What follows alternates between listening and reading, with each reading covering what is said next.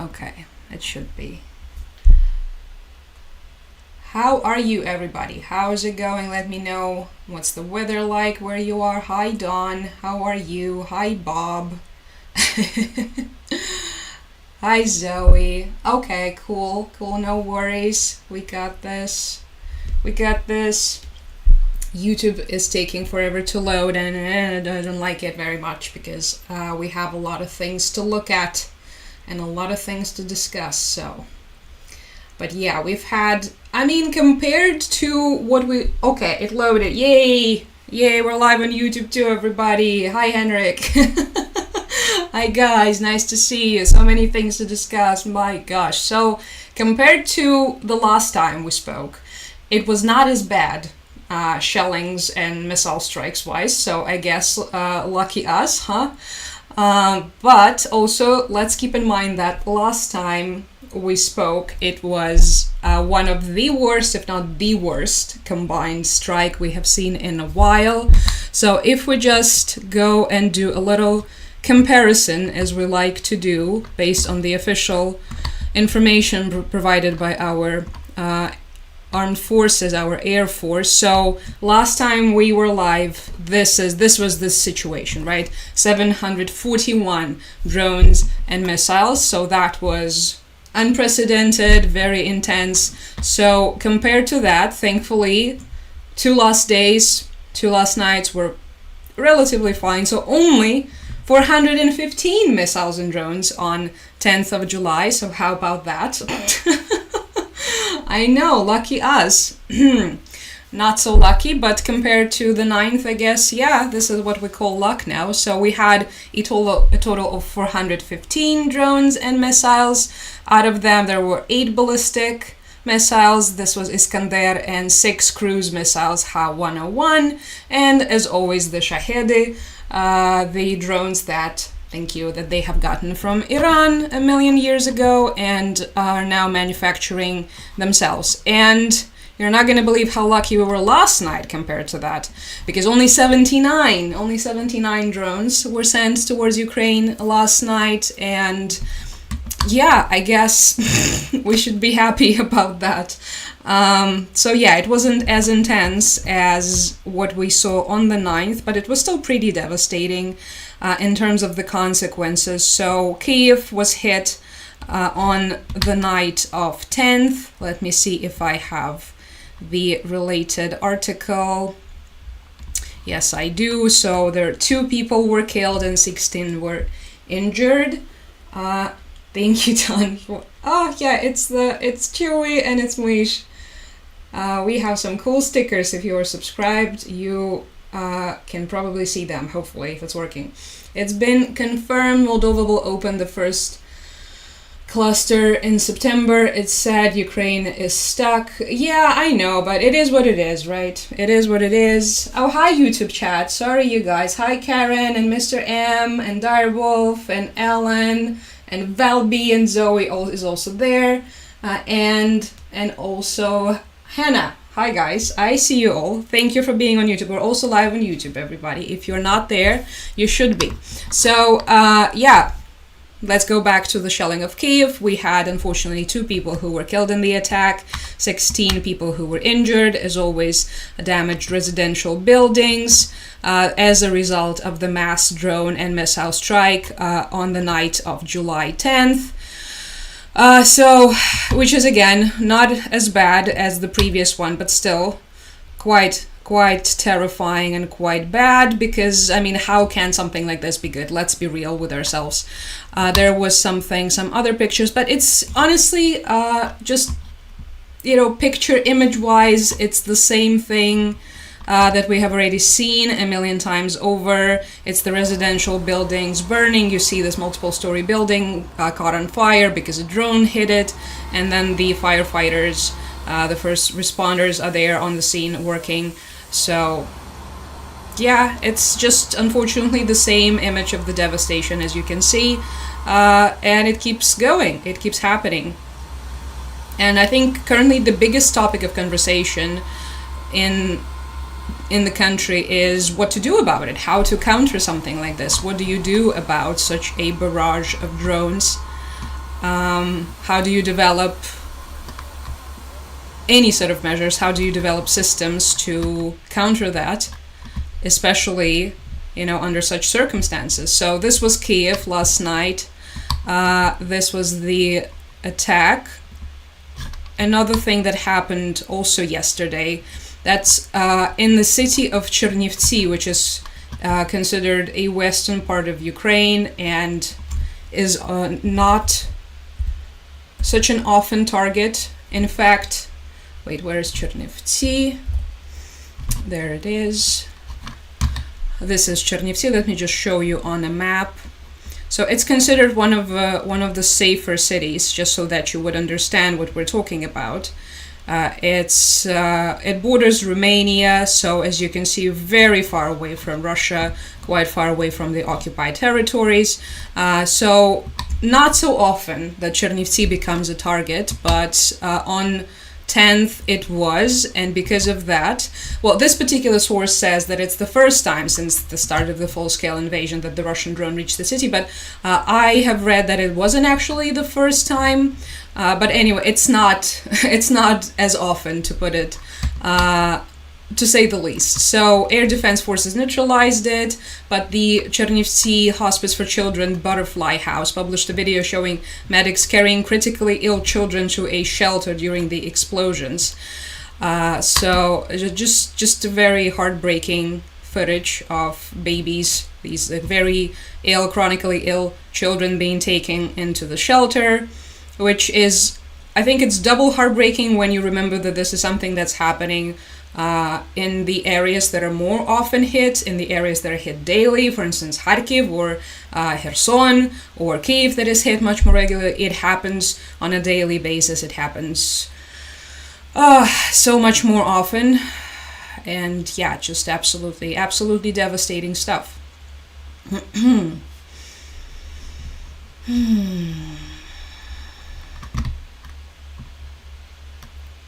So that was just something. It's a bit unusual to see because, again, this region is not, usually it's not targeted as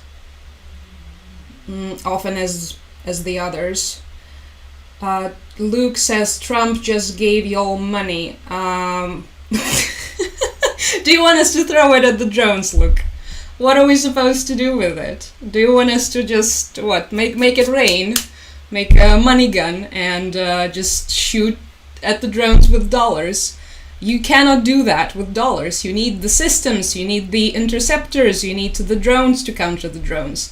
You need the missiles. So I'm not entirely sure what's the plan here. But yeah, they did approve. They did. We're going to talk about this in a couple minutes. The constant, annoying, insufferable back and forth was, will they or won't they give us weapons or not? Or maybe they will. Yeah, we're now in the millionth stage of it, in which they're saying, oh, those things that we just pulled back and said you're not going to get them. Yeah, you're actually getting them. So wonderful, I guess. Hi, TJ.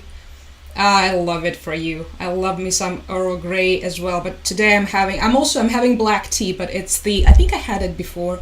It's the one with rose and lemon. So, feeling a little risky today. Hi there. Don almost moved to Romania 10 years ago. What stopped you? I heard it's nice. I heard Romania is nice. Remember to... Thank you so much. Thank you, Luke. Thank you, JD Vance. Thank you, Donald Trump. And thank you. You know, we are supposed to say thank you as often as we can, especially while we're looking at all of the images of the buildings burning and children getting carried into the basements to be protected from the drones. So that was from yesterday, the attack on Kyiv and that drone that managed to reach Chernivtsi. Today we saw an attack on Odessa, which was also... So this is an interesting nuance, I think. Although we've just discussed it was not as many drones, it was not as intense, but still numbers sometimes don't really matter as much when the distance is shorter, when the distance for the drones is not as long. So whenever they need to fly all across the country, and Ukraine is a very big country, you need much more stuff to overwhelm and confuse the air defense systems. But unfortunately, when the distance is shorter, and Odessa, thank you, Hannah, hi, the Odessa is much, much closer to the occupied territories. We're now looking at the south of Ukraine. This is the territory in red that is under Russian control, and the city of Odessa is right here. So, of course, as you can see, it's much, much easier to reach it and cause significant damage. So during the drone attack, we had, 11 people injured in Odessa, as you can see, at least 11. And the damage is significant. This is from today.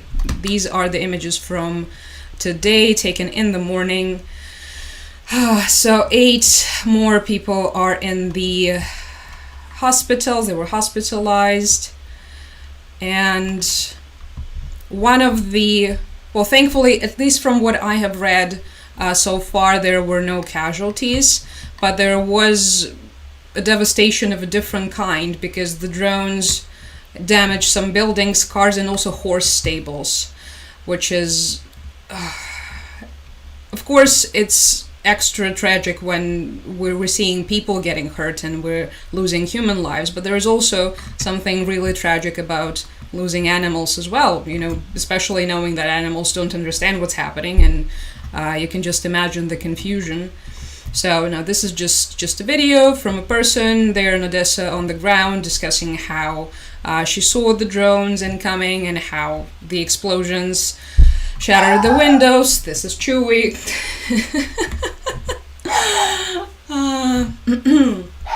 Several waves of explosion.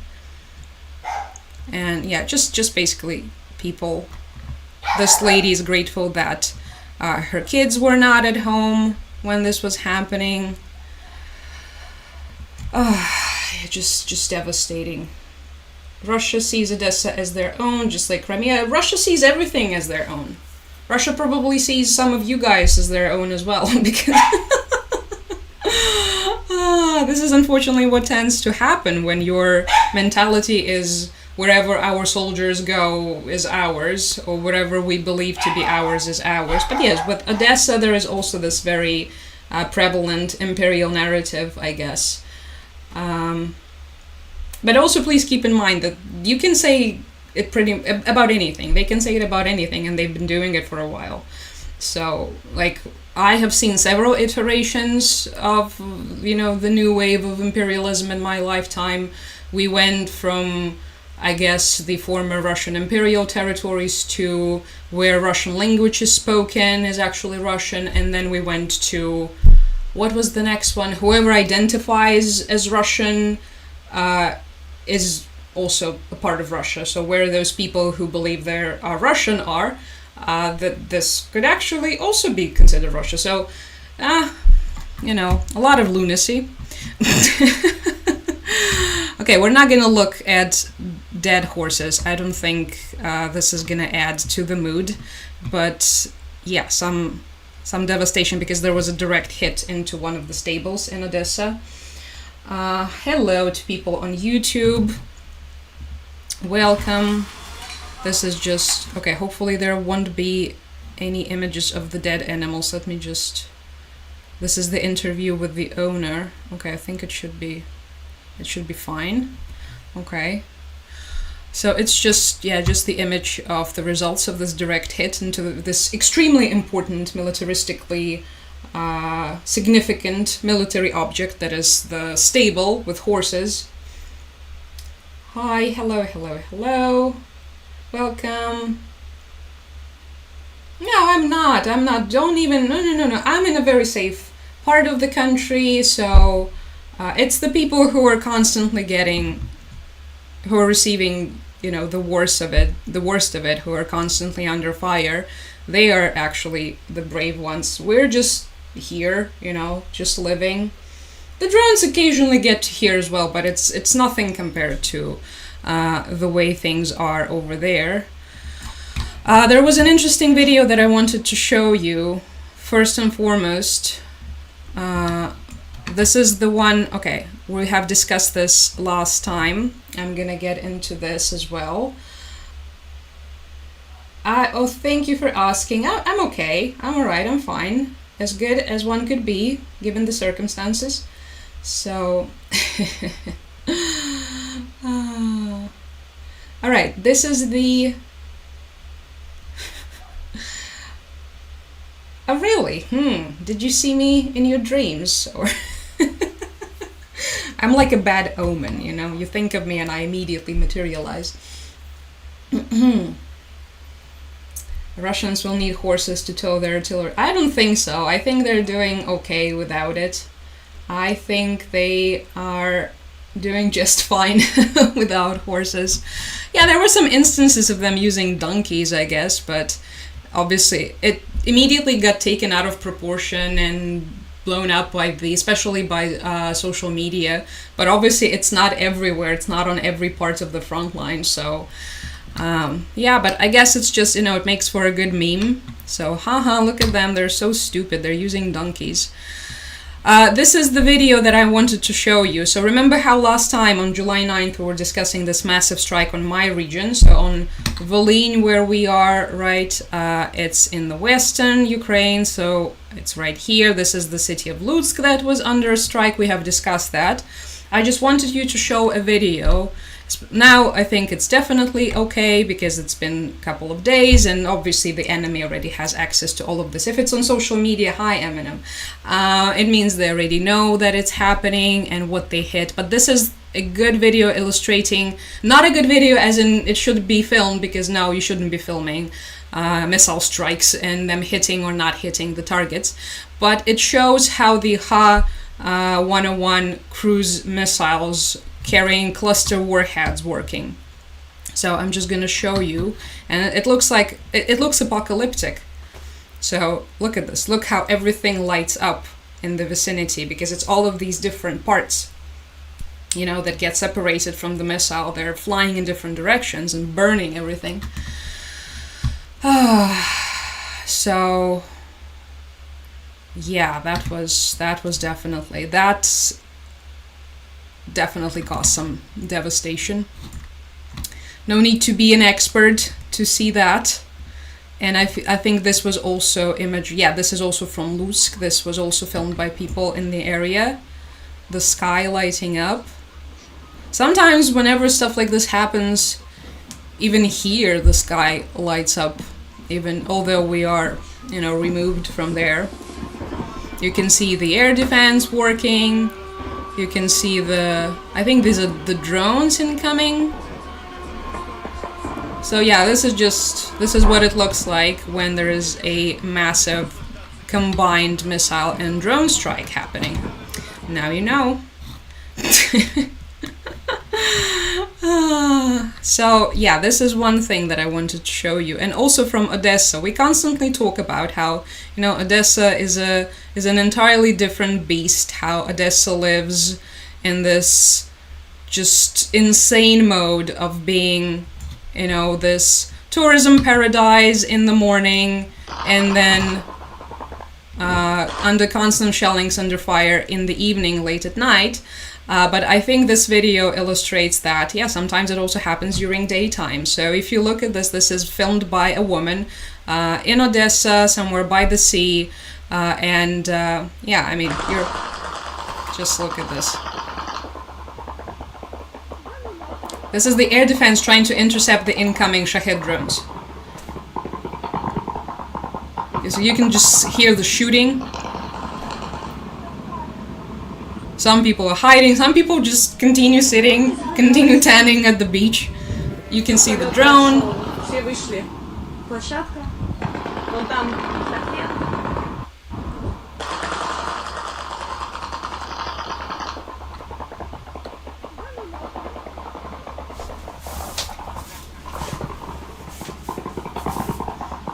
So yeah, that's just... I just can't with these people, honestly. Oh, I cannot imagine. Honest to God. Look at that. I cannot fathom something like this. Just, could you believe it? Hi to everyone on YouTube. We're looking at stuff on YouTube, everybody, if you're interested. Hello, hola, Puerto Rico. Remember you when all of this started in 2022, and I was on disability and online at least 8 to 16 hours. Well, that's a lot of... Wait, was it you who was online for 8 to 16 hours, or was it me? Or was it both of us? It was such a long time ago. Thank you, but no. The bottom ones are crooked. You can see it. But thank you. Hello, Cat Mom. Let me just catch up with you guys real quick. Reminds me of New York City. Should it happen there? Hopefully it won't. Yeah, I know. I was live every single day. I remember. That was crazy of me. Alright, so this is just to show you how insane life in Odessa could be, because I get people all the time asking, like, what does it look like? And obviously I cannot explain this to you. I cannot give you the, first-hand recollection, because I'm not there, and I don't think I ever will be, honestly. And I wouldn't go there under, under the circumstances, but I think what people are showing, it just gives you a good idea of how they manage to live. I don't know how they do this. I was recently watching some news from Odessa, and I also obviously get a lot of social media content about people renting out their apartments and people looking for apartments in Odessa, because Odessa is a touristic haven, and all of the tourists go there in the summer, and everybody wants to go to the beach and to the club, and everyone is like, oh, let's go to Odessa. And I'm like, really? Okay, so just completely parallel universe, but yeah, they make it work. They make it work, so I don't know how.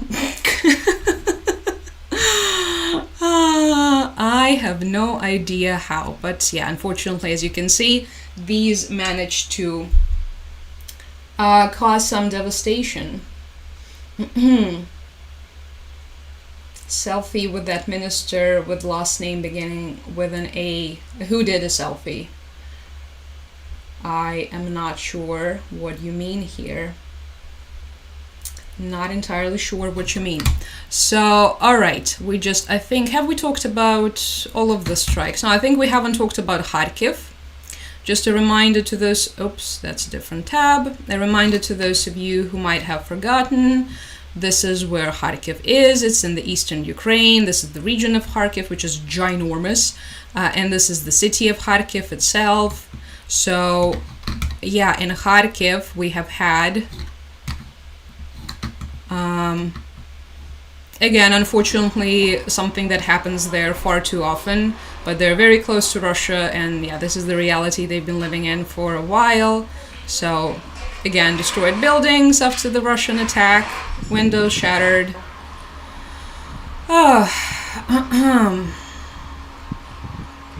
think it's daily at this point. It's a very rare occasion when nothing happens in Kharkiv or Kharkiv region. So...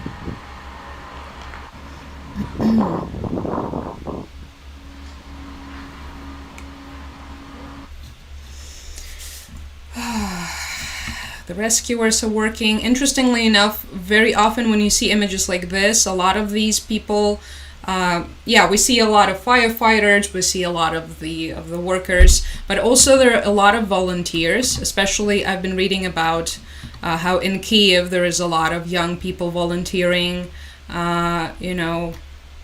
trying to get through the debris whenever there is a hit into a building, and just helping out their community, which is heartwarming, but also I wish they didn't have to. They didn't have to do this. Okay, also let's look at the map of the ongoing... Oh, we have an air raids alert happening. As you can see, the regions that are lit up are the ones where there's currently the ongoing... in this case, this is the drone threat, So we have Kharkiv, we have Sumy, we have Poltava, Cherkasy, Kyiv, and Chernihiv. Interesting. Will it reach us? We'll see. Hopefully it will be fine for them. Let's hope for the best, as always. I did a selfie with the minister.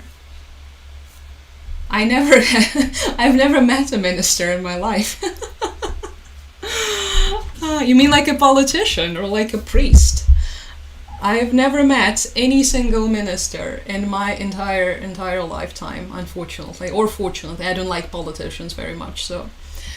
I think, okay, the only politician I've ever met was the mayor of my hometown. When they were awarding me something, back when I was in high school, I was constantly getting all these awards for writing things and participating in different kinds of like language competitions, and I met the mayor.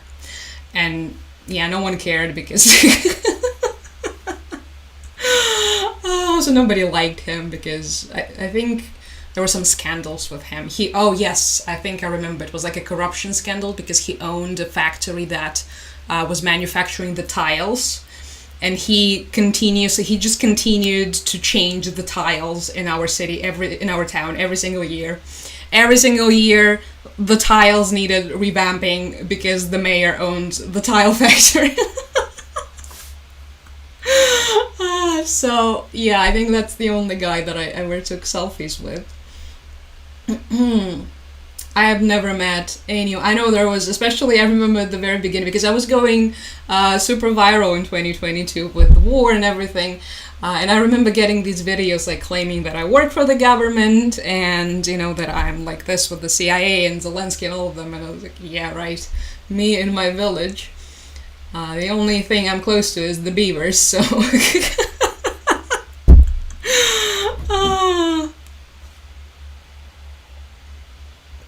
But yeah, you know what people are like sometimes. You found an old YouTube. That's suspicious. Hi Steve, hello. How's it going? Про літак, про який саме літак? Про той, що Ан? Yeah, we had an interesting event today, you guys. So as many of you may know, in Ukraine, we do not have the... Wait, let me just open this. Okay, so you cannot just simply fly into Ukraine, right? One cannot walk into Mordor, one cannot fly into Ukraine, the airspace is closed, and so there have been no civilian aircrafts in the air since the beginning of the full-scale invasion. In fact, this is how the full-scale invasion began. Before it started, first thing that happened was all of the major aviation companies rerouting their planes that were supposed to be crossing above Ukraine. I remember seeing these notifications live, like I think half an hour probably before Russians invaded. And ever since then, we had no aviation whatsoever, except for military planes, of course. And today, we had a plane spotted above Kyiv, and it was immediately, of course, filmed by everyone, and now everyone is discussing it. This is the video of the plane. This is a cargo plane. Hi, Helena. Hi, thank you. This is a cargo plane. This is the plane. They're famous for these huge cargo planes that you can load a lot of stuff into those. So immediately it raised a lot of questions, as in what's happening was the main question. I think everyone immediately jumped to all kinds of conclusions. What is happening? The Russians were pissed. Now let me tell you, the Russians are still pissed. They cannot understand how is this happening. Why haven't they shut down this plane immediately? Thank you.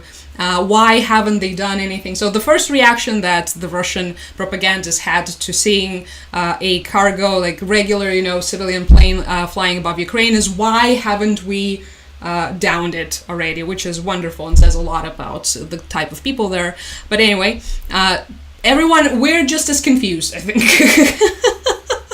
No one understands how and why, but I think it's a good thing. It would be nice if this was possible. Hopefully it means that Russians cannot hit it. Hopefully it means that they cannot target, and that at least we can get back some of the semblance of normality, because obviously before the full-scale invasion this was a very common way of transportation and getting goods in and out of country. So yeah, hopefully it's a good sign. I don't know, or maybe not. At this point I'm not even sure anymore, but I know a lot of people were hopeful. Hi Annette, welcome. So yeah, once again, let's look at the video of the plane. I mean, it's very short, but there were more videos. To any person from any other country in the world, this would be like, okay, it's just a plane flying over a town. But to people in Kyiv who haven't seen just a regular cargo plane in 3 years, it's like a miracle. So yeah, I guess we'll love to see that. Yeah, I mean, as soon as commercial flights resume, I think it would be definitely safe, but realistically, I do not see this happening. Even this is out of order. And to me personally, I was immediately filled with anxiety when I saw this. I was like, no, just no. Just no, because if you guys remember history, you remember that the Kremlin is definitely, they're not above hitting commercial jets. We have seen this happen before. So, better to be safe than sorry. I'm just thanking the subscribers and people who are giving gifts. There is no conspiracy. So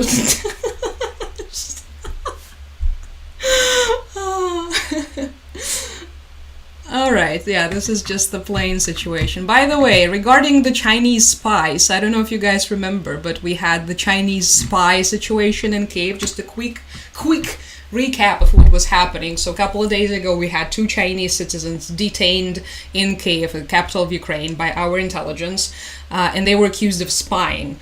They were a father and a son, apparently, and the son used to be a student in Kyiv, and he was trying to get access to the secret documents that have to do with the missile that we're manufacturing. It's called Neptune. And so they got detained, and it was very interesting for me to see whether or not there's going to be any unusual response from China. Well, there was a response, but it was pretty standard. But just to give you an update, they're studying the situation. So their spokesperson said that they're currently checking the facts and learning more about the situation. And if it's confirmed that it's actually the Chinese citizens, so there's a subtle roast here. So they're trying to shade our government, being like, yeah, they could have just arrested random Asian people and pretended they're Chinese, which is, I don't think anyone's doing that, but okay. So if that's confirmed that those are the citizens of China, then Beijing will be defending the legal rights and interests of its citizens according to the law. So yeah, we have a potential for a massive diplomatic scandal here. So let's see. It's interesting how that's gonna turn out. A lot of potential here for some drama. Hi Hannah, hello. And hi Susie, and hello people. Welcome to YouTube, everybody. We're showing stuff on there. So, yeah.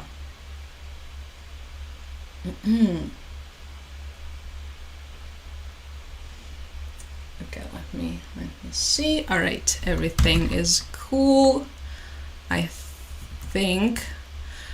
Okay, this is a big one that we will be getting into, but first I think we have to talk about the entire US military aid situation, because a lot of people continue to be confused by the situation, and rightfully so. I know I am. How many times have we already discussed that? I don't know, 1,000,000 times probably, but we have been in this bizarre limbo state with the US weapons, and the rhetoric surrounding it has been extremely confusing, and it was so hard to make any sense out of what is happening. So at first it was announced that they're pausing the aid, and then it was resumed, but it wasn't unclear, and it continues back and forth. So now we are entering the stage where they're saying that they will be delivering some weapons to us. Okay, cool.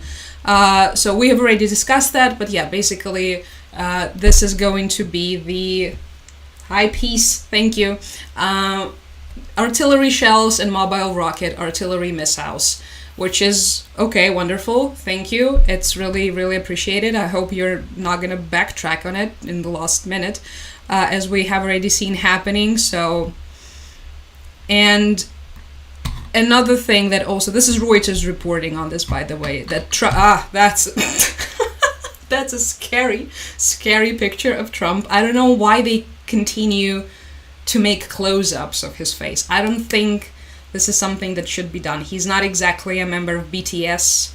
He's not exactly Charlize Theron, you know. He's not just, some people could handle a good close-up and some people shouldn't. Some people should be just photographed from like 100 feet at the very best. But anyway, so this is the beautiful picture of Trump, and it says here that Trump is to use presidential authority to send weapons to Ukraine. So if that actually turns out to be the case, that would mean that we're back at square one. And then what was that even all about, right? One might ask inevitably. Wait, where is it? The picture signed US President Donald Trump reacts, like a reacting channel on YouTube in 2017, as he hosts a lunch for African leaders. Is he trying to scare them of Gabon, Guinea-Bissau, Liberia, Mauritania, and Senegal in the state dining room? Okay, good for him.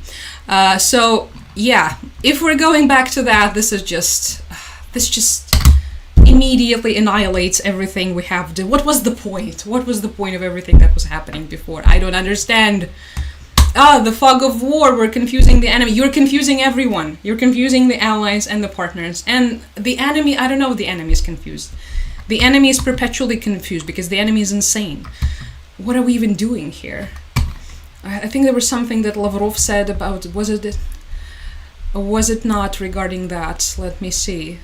Because, of course, the Kremlin immediately put out some sort of insane statement. Yeah, this is Lavrov reacting to this is Russian top diplomat, as they like to call him, reacting to the meeting with Marco Rubio, and he says that Rubio gave Lavrov a number of quotes from the Ukrainian officials, and all of these quotes are talking about how all Russians have to be massacred. So yeah, this is who we're talking about here. Also, yeah, he looks the same. He looks just as bad as he used to, Lavrov. What are you saying?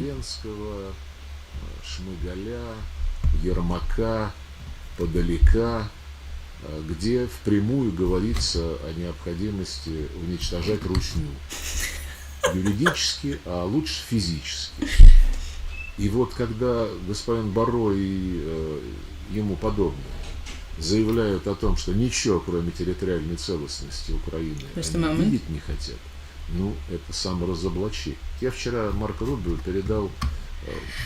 The entire premise of the situation is hilarious. So yeah, he basically says that Rubio gave him a bunch of quotes from the Ukrainian officials where they're talking about how Russians should be destroyed or something, massacred, as he says. But just why? So there was some exchange. There was a diplomatic exchange. I believe Rubio perhaps gave them, some sort of memorandum resolution from our side, right, to communicate something. And of course, the main takeaway from the document, I imagine this was probably at least several pages of text. The main takeaway was, of course, the fact that Zelensky wants to kill Lavrov personally. So, so from time to time, you guys ask me, hey, how are the peace talks? How are the peace talks going? What is happening with that? This is what's happening. The absolute insanity every single day, crazier than before. So yeah.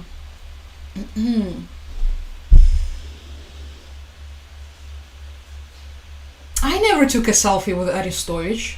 What? I would rather, oh my god, I would rather jump off a cliff than ever approach Arestovich. Just Come on.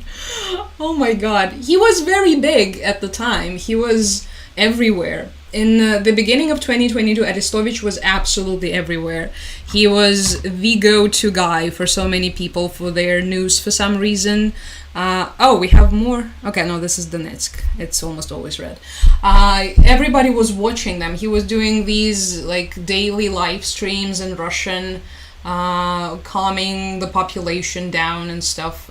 So yeah, he was really big, but I never watched him because I never liked his politics or him personally, and also a lot of the things that he was saying didn't make any sense to me. So I wasn't even watching him. I never met him.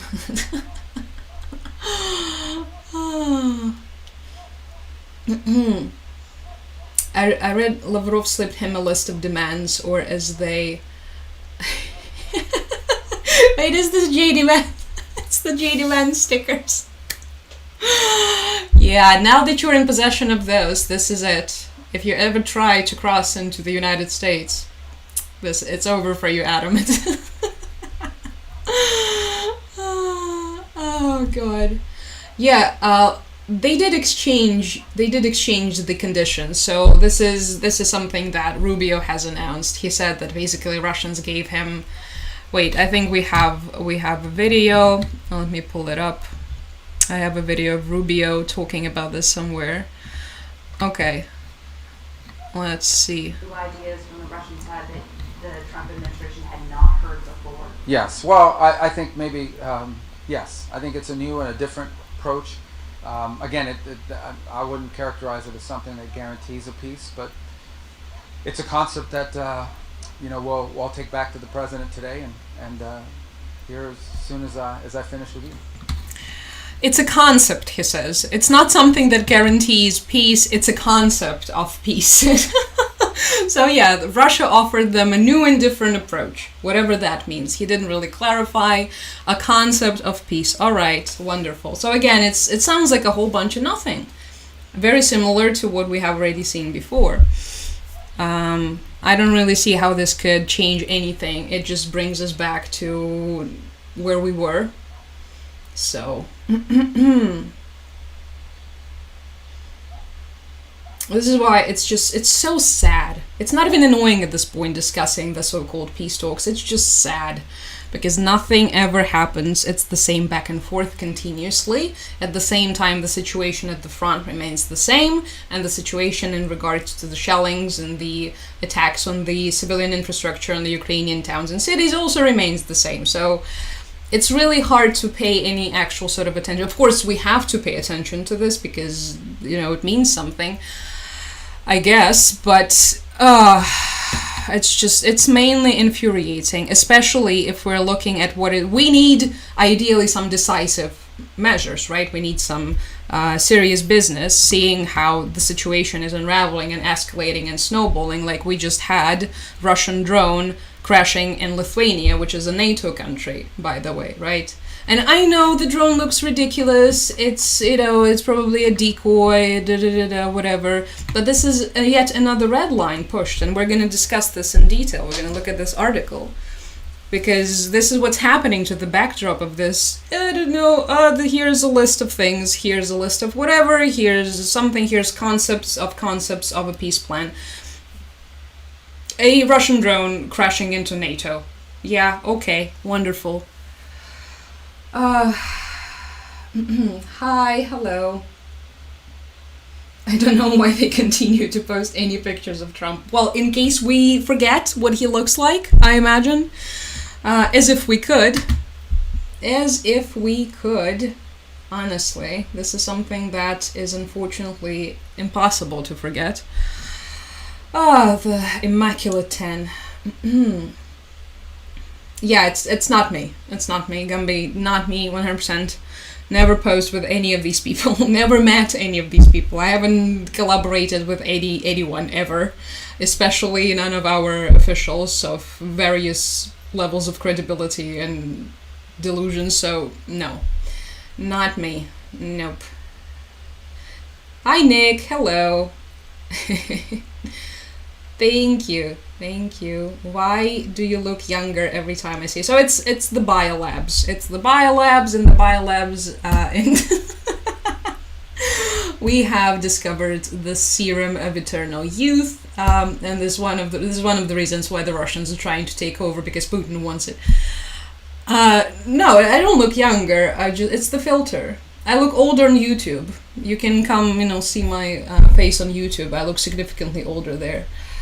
But TikTok has all of these cool and hip filters that make people look pretty. Trump will say there will be peace in 2 weeks, just like his healthcare. I remember he promised peace in what was it? First it was a day, right? And then 2 days, 3 days, and then it was a week, and then, we're ready. And now we're already talking about sending us more weapons, which is, of course, this is the only way. This is the only way to deal with these people. And we have already established that before, because they do not respond to diplomacy. They only respond to being stopped. This is how authoritarians function, right? This is how the regimes such as Kremlin operate. No, we're just gonna talk. We're just gonna make a call and hi, thank you. This is one. Thank you so much. And hi, Maddie. Hello, guys. We're just about to discuss the Russian drone crashing in Lithuania, so you are right on time. We have had some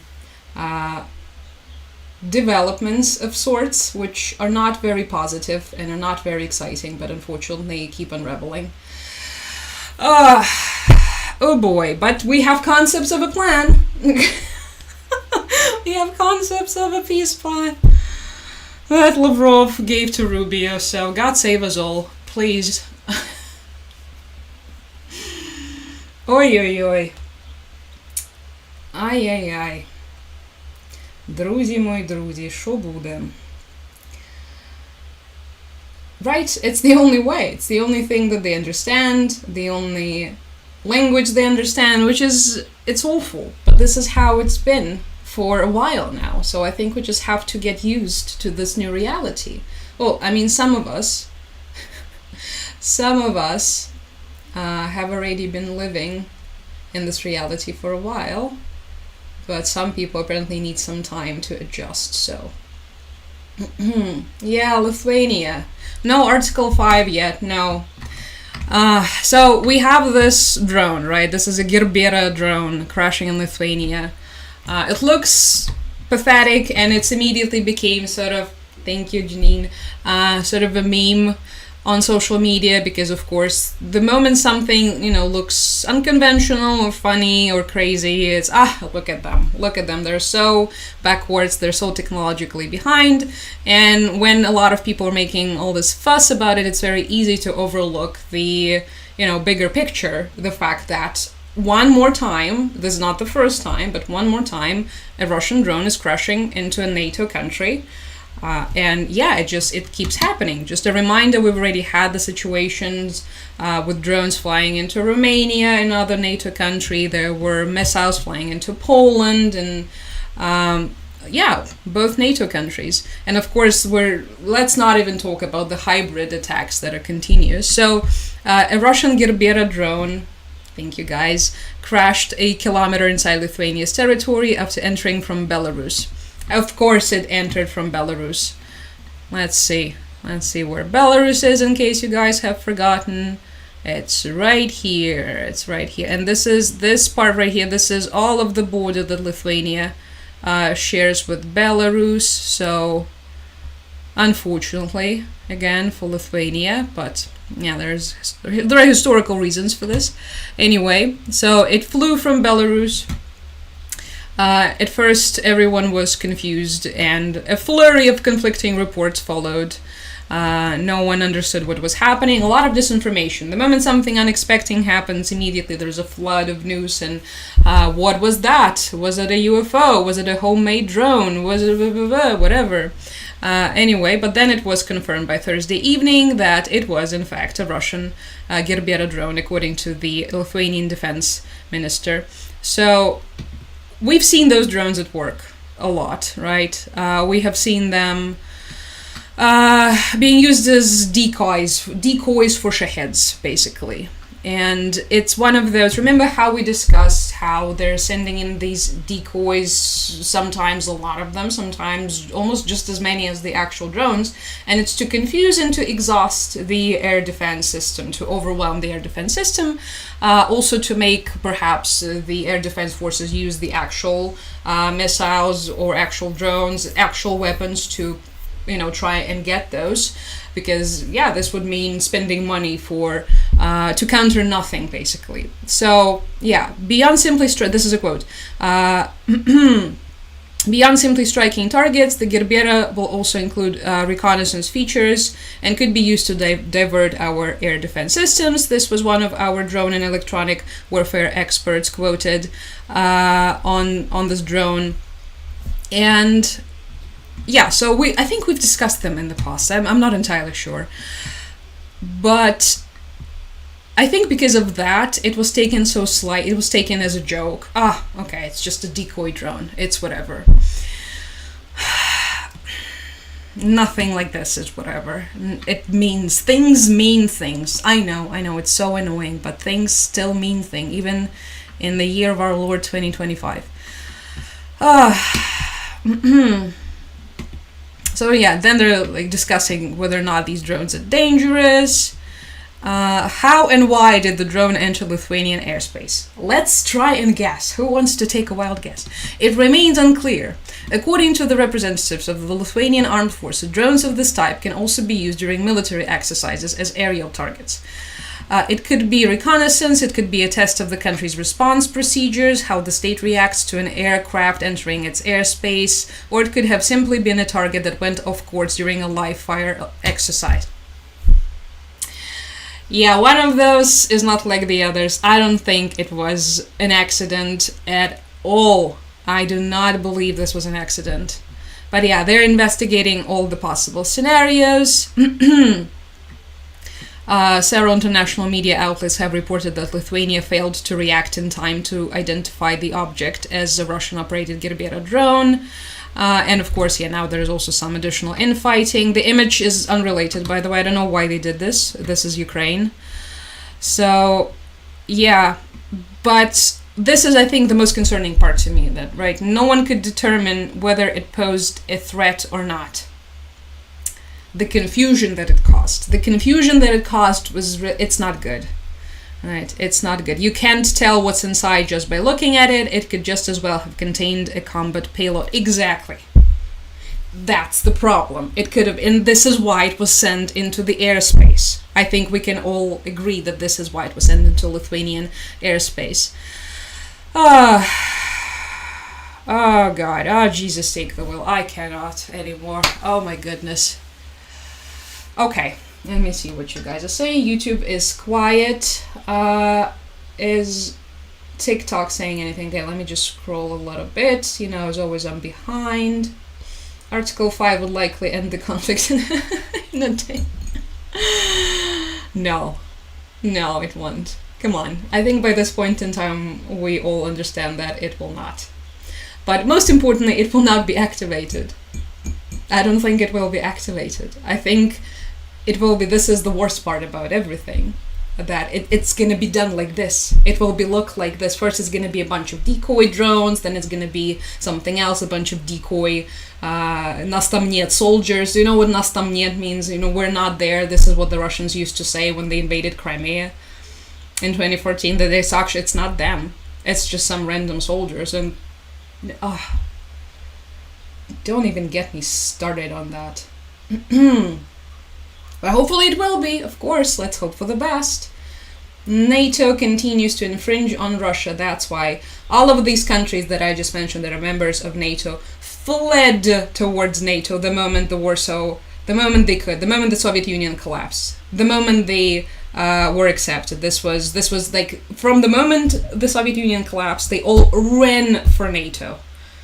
It's not that NATO's like, come here, Estonia, Latvia, come here, come to Papa. It wasn't like that at all. It was the other way around. Why do you think this was happening? Miami chilling.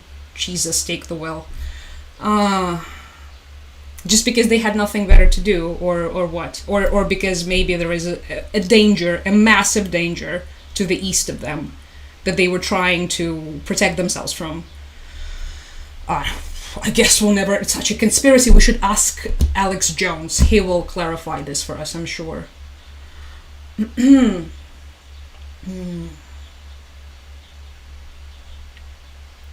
I can't with these people. After all this time, how many years has it been? We've been over and over and over and over and over this. The people who cannot even point Estonia, Latvia, and Lithuania on a map know everything about NATO infringing on stuff. They know everything about everything. Christ. Reading TSN News. Well, that's new. I think it's a pretty decent source. Obviously, they have their flaws, but I think at this point in time, almost any media outlet does so. Soon they'll be saying that Lithuanians want to join Russia. The rhetoric is going to be, depending on the players, it's either going to be, who are even those Lithuanians? We don't know them. Recently, this was coming out of the, where was it? France, regarding Poland. Some of the French politicians were like, what is Poland? I don't know what Poland is. I'm not interested in Poland. What, are we buying apples from Poland? One of them said. This is going to be the type of rhetoric that will be used. In fact, it's already being used. It's just, not as common. There's going to be more of that when there is any sort of potential threat, any need to activate the NATO Article 5 regarding one of those countries that could be attacked. So it's going to be that. Who are these people? We don't know them. We don't care. There's gonna be a lot of this. Then there's gonna be the narrative about the discriminated. You can record this if you want, because this is gonna be the exact playbook if something happens. There's gonna be a narrative about the oppressed Russian speakers in Lithuania, Latvia, or Estonia. The poor Russian speakers and the fate that they have suffered. This is so bad. It was so bad there that in all of the years of independence, recently regained independence by the Baltics, none of these people fled for Russia. They all stayed in the Baltics because life was so bad for them. They were so oppressed by NATO and by evil Western overlords. So there's going to be that. And you already see these politicians popping up in all of these countries, the pro-Russian politicians, we're oppressed because of the Russian language. They're going to be weaponized. There's going to be the entire playbook is going to be used. Of course it will be. And the current scenario that everyone is looking at as the most likely one is not the full-scale invasion with the one that we saw before. It's going to be a hidden one. It's going to be not as obvious. It's going to be, hopefully it's not going to be. I really hope it's not going to happen. But it's not going to look the same as it did in 2022. These people don't deserve it. They're good people. They did everything right. Everything right. And the thing still came after them. Okay, let's see what's with the air. Oh, okay. The drone is going my way. I don't like it.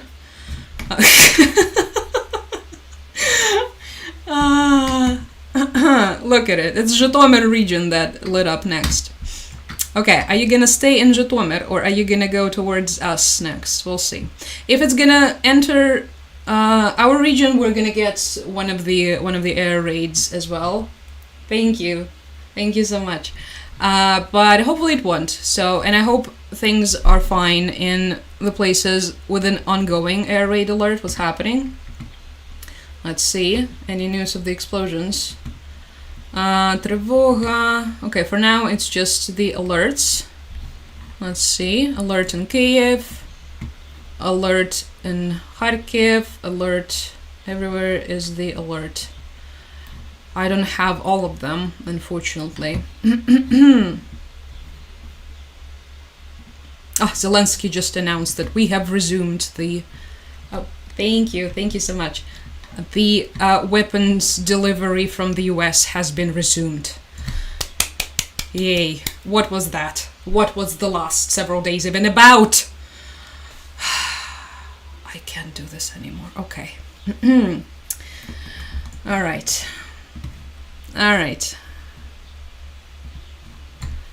Let me see what you are saying.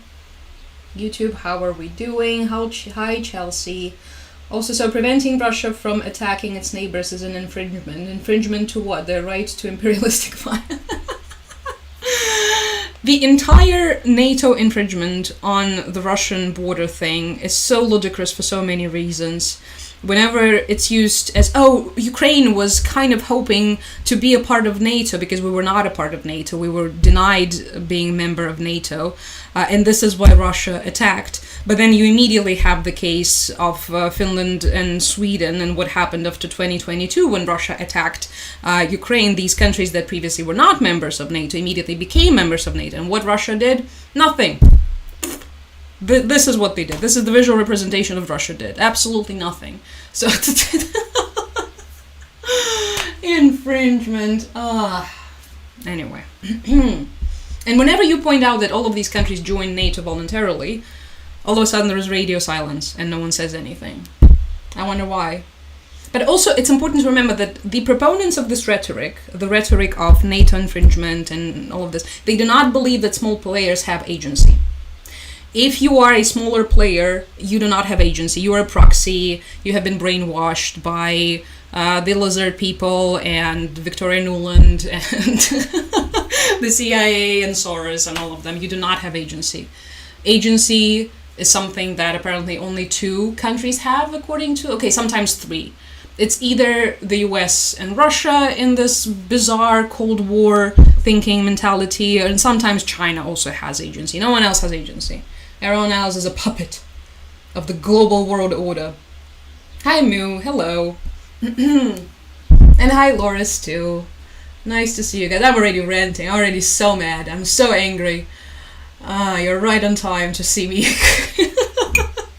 Someone from Miami came into the chat and got me angry with a NATO infringement onto Russia. And also we're currently waiting to see if the drones that are flying through Ukraine will reach us. So we're looking at the map, and also I'm waiting to hear if there are going to be any air raid alerts. Russia built Berlin Wall to keep potential enemies out, but its only use was keeping people in. Yeah, this is actually why they built it, I believe. Hi Tizai, hello. Nice to see you. Hello Canada. Hi Megan, good to see you. I'm already ranting. I'm sorry. I'm angry. Putin and Trump share an overriding fear of dying without a lasting legacy. Yeah, that's gonna come true, I'm afraid, in both cases. So they can continue fearing, I think. Good to see you too, Denise. How are you?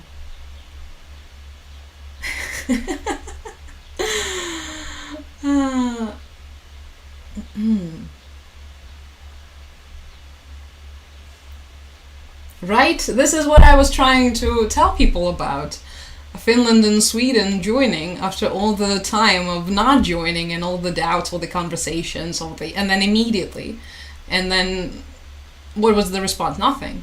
So, but no one cares about that. They just want to talk. They just want to talk nonsense. I don't know how many times I have encountered this type of behavior from certain individuals. It's usually MAGA and the communists. It's exact same rhetoric regarding Ukraine, Eastern Europe, Russia. Yeah, I don't know how it happened. I have my guesses. Okay, drone disappeared over Zhytomyr, so hopefully they got it in Zhytomyr. Let's hope for the best. They either got it or it hit a target in Zhytomyr. Do I have Zhytomyr on here? No, I don't. Okay.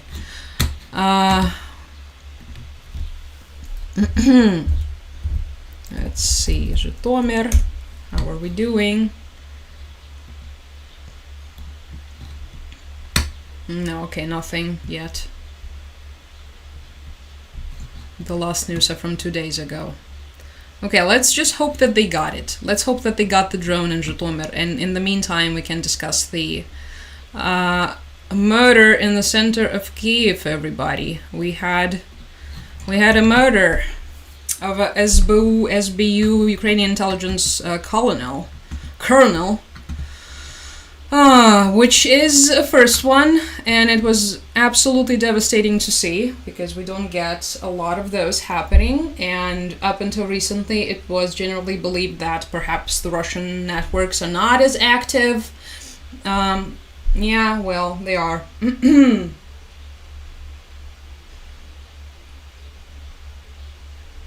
see.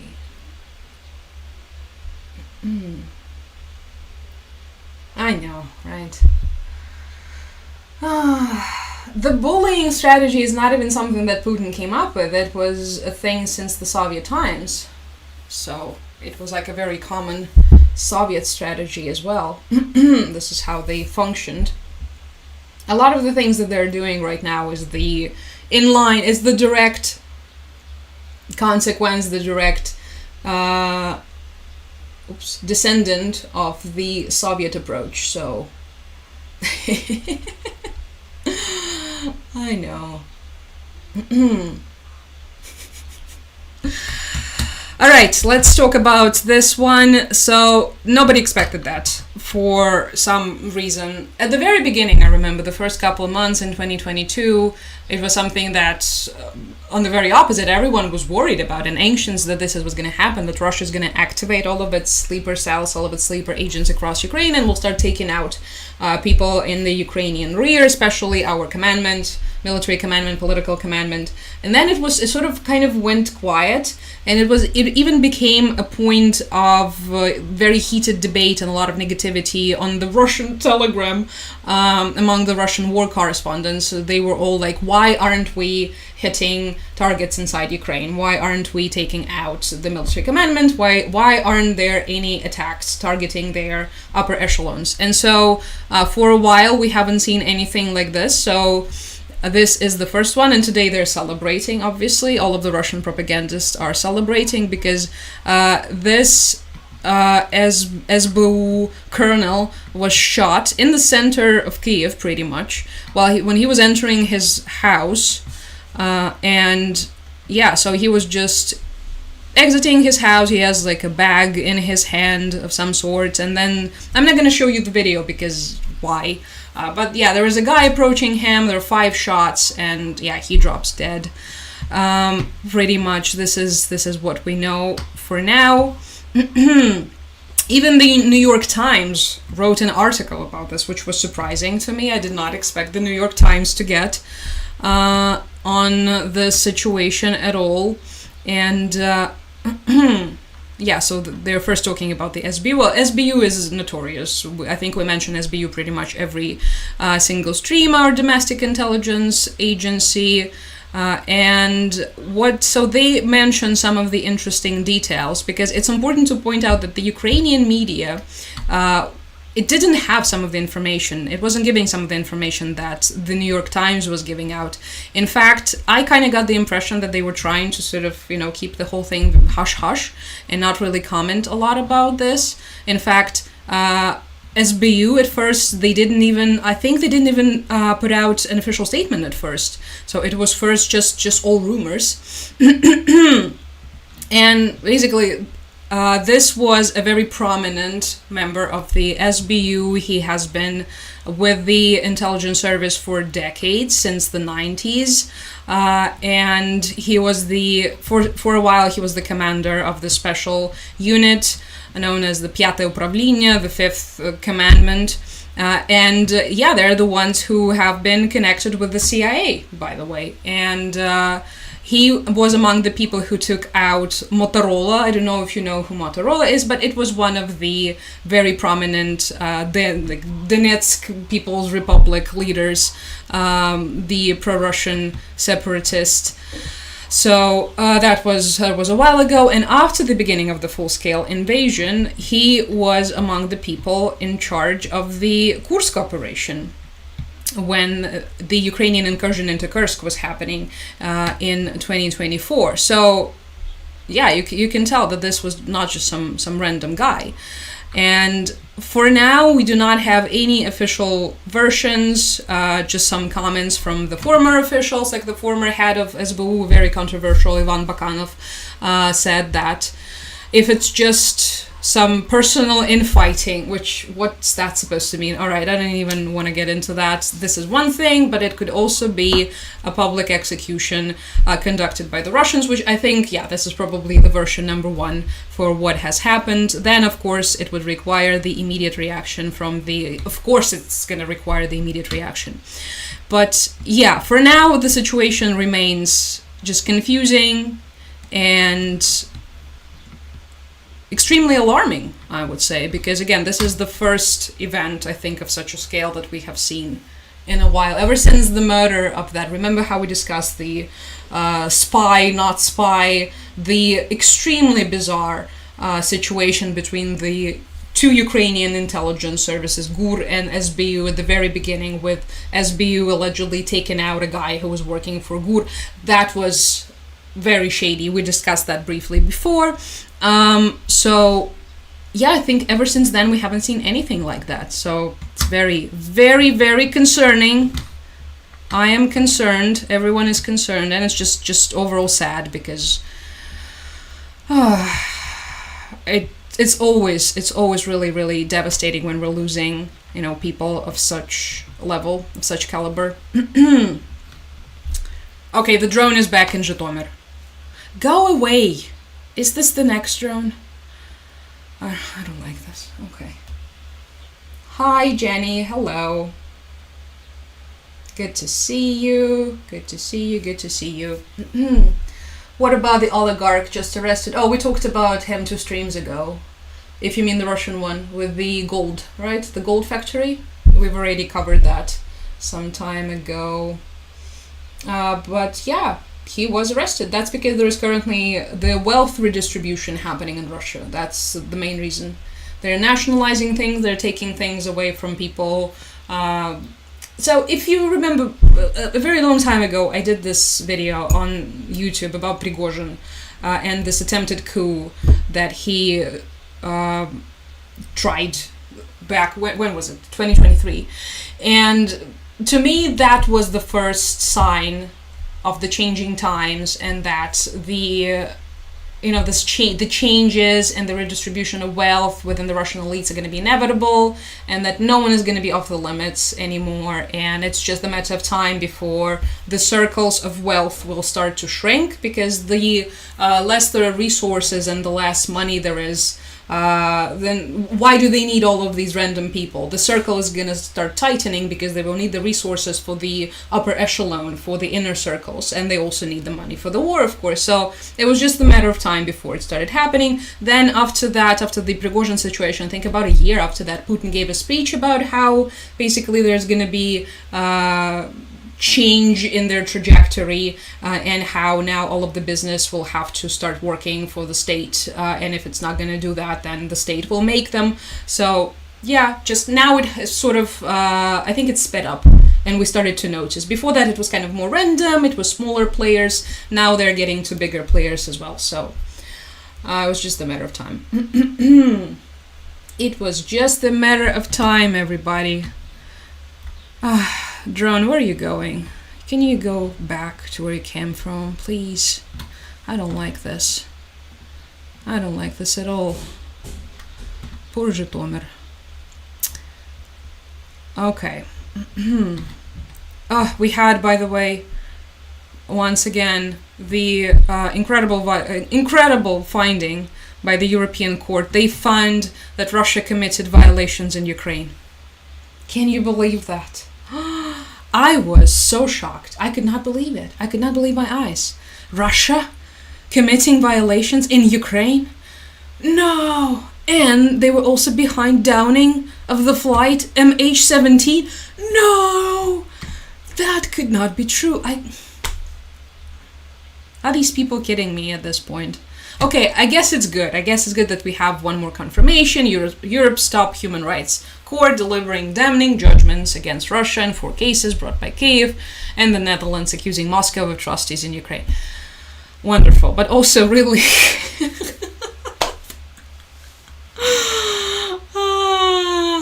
Okay. So yeah, basically, judges at the European Court of Human Rights ruled that Russia was responsible for widespread violations of international law, from shooting down Malaysia Airlines Flight 17 in 2014, that's all the way back in 2014, to the murder, torture, rape, destruction of civilian infrastructure, and kidnapping of Ukrainian children after 2022. Who could have thought? I was so shocked. Oh, we could use a reduction in oligarchs. I think anyone could use a reduction in oligarchs, honestly. Obviously, your oligarchs are slightly different from the Russian ones. But yeah, everybody would definitely cheer. So,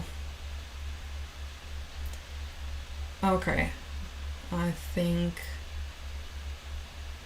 Yeah, the gold factory we talked about. Yeah, I know it's a good decision. I'm just being mean. I'm a meanie. Thank you, Starman. There's a star man waiting in the sky. Alright, so reading the decisions in a packed courtroom in Strasbourg, court president Matthias Guillaumat said Russian forces breached international humanitarian law by carrying out attacks that killed and wounded thousands of civilians and created fear and terror. The Kremlin said... You're not gonna believe what the Kremlin said. The Kremlin said it would ignore the largely symbolic judgment. They didn't even deny it. They just said they were gonna ignore it. But Ukraine hailed it as a historic and unprecedented, because it is. It's just very hard to have any sort of trust remaining in anything after witnessing everything that we have been witnessing for the last couple of years. But yeah, okay, undeniable victory for us. Okay, cool. I wish I could celebrate this undeniable victory. So, yeah. And they also found that the human rights abuses went beyond any military objective, and that Russia used sexual violence as a part of the strategy to break Ukrainian morale. So this is a confirmation of what the United Nations have also reported on before. I think the first reports of the deliberate, systemic, and state-sanctioned use of sexual violence by the Russian forces in Ukraine, I think it came from the UN either late 22 or early 23. I remember it was quite an event when it happened, because prior to that we believed that UN was completely useless. But no, it turned out that they are actually capable of ruling some things and writing some reports, which is good. So again, doesn't change the situation on the ground at all, but okay, there's a ruling. So good. I know, oligarchs. Everybody hates the oligarchs, understandably so.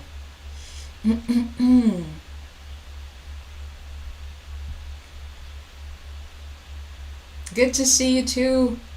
Good to see you too.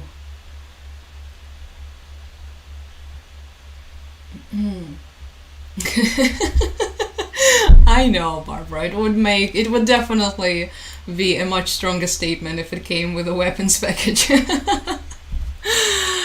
But we did have some good announcements. So we just talked about how Zelensky said that the weapons from the US were going to resume. This comes to the so some more news in the talks and everything regarding the potential purchasing of the weapons from the US.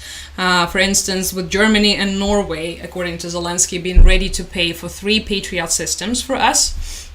This is interesting because if you remember a couple of months ago, this was a point of a major scandal when Zelensky offered something like this to Trump, basically for us to pay for the Patriot systems. And it was kind of ignored and dismissed, but yeah, now we're here. So, okay, it's just gonna be, I guess, counted as a part of the European military aid to Ukraine. So, with Germany, according to Zelensky, being ready to buy 2 Patriot air defense systems, and that there are also agreements with Norway. He said this during a press conference in Rome. They're all in Rome now. Everybody's in Rome. I'm jealous. I also want to be in Rome. So, yeah, this is the quote. With President Trump, we have a positive dialogue on Patriot systems. My request was for 10 and accordingly missiles for those systems, so the rockets, right? Germany is ready to pay. We have agreements on 2. Okay. Incredible. All right, that's good. Thank you so much to the Europeans for not abandoning us. And thank you, Heather. Hi. Do you think Trump is telling the truth about the weapons? I mean, you see, based on all of these confirmations, hopefully there is some progress. So we're now talking about the purchasing of the weapons. So let's hope for the best, I think. Can we actually make any sort of predicaments or judgments based on the information, the barrage of information contradicting each other that we have been seeing in the last weeks and months? I don't think so. I think we can just hope for the best.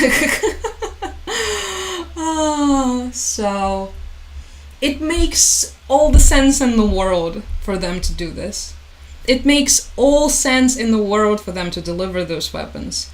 And this entire bizarre performance with we're not the piggy bank, Ukraine laundromat is over, but all of this, it's so stupid because it makes all the sense in the world for you to stop these people here.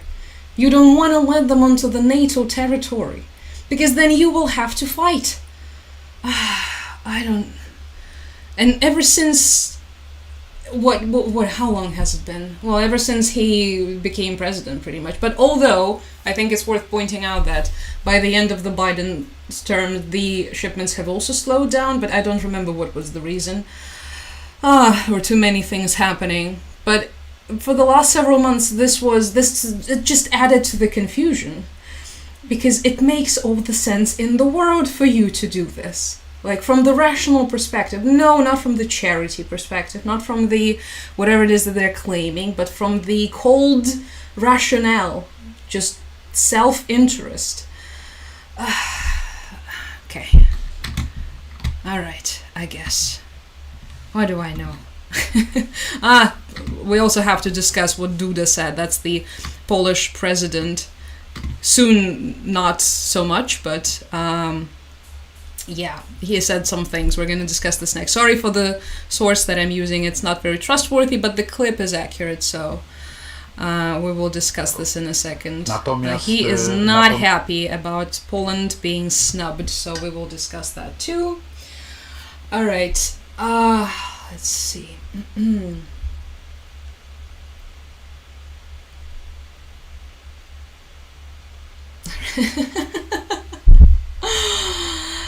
I still believe that they're just trying to play this game of confusing everyone. It's just kind of backfiring because they're mainly confusing the wrong people. But if there's one thing that they do have going for them is the fact that China most definitely believes that Trump is super unpredictable, and it does mess with them.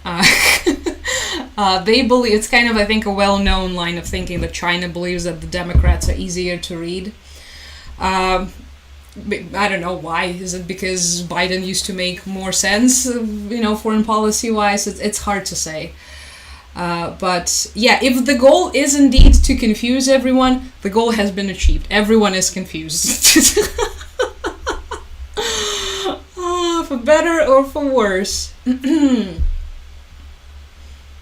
Okay, let's hope that he will. We saw so much of it happening. Back and forth.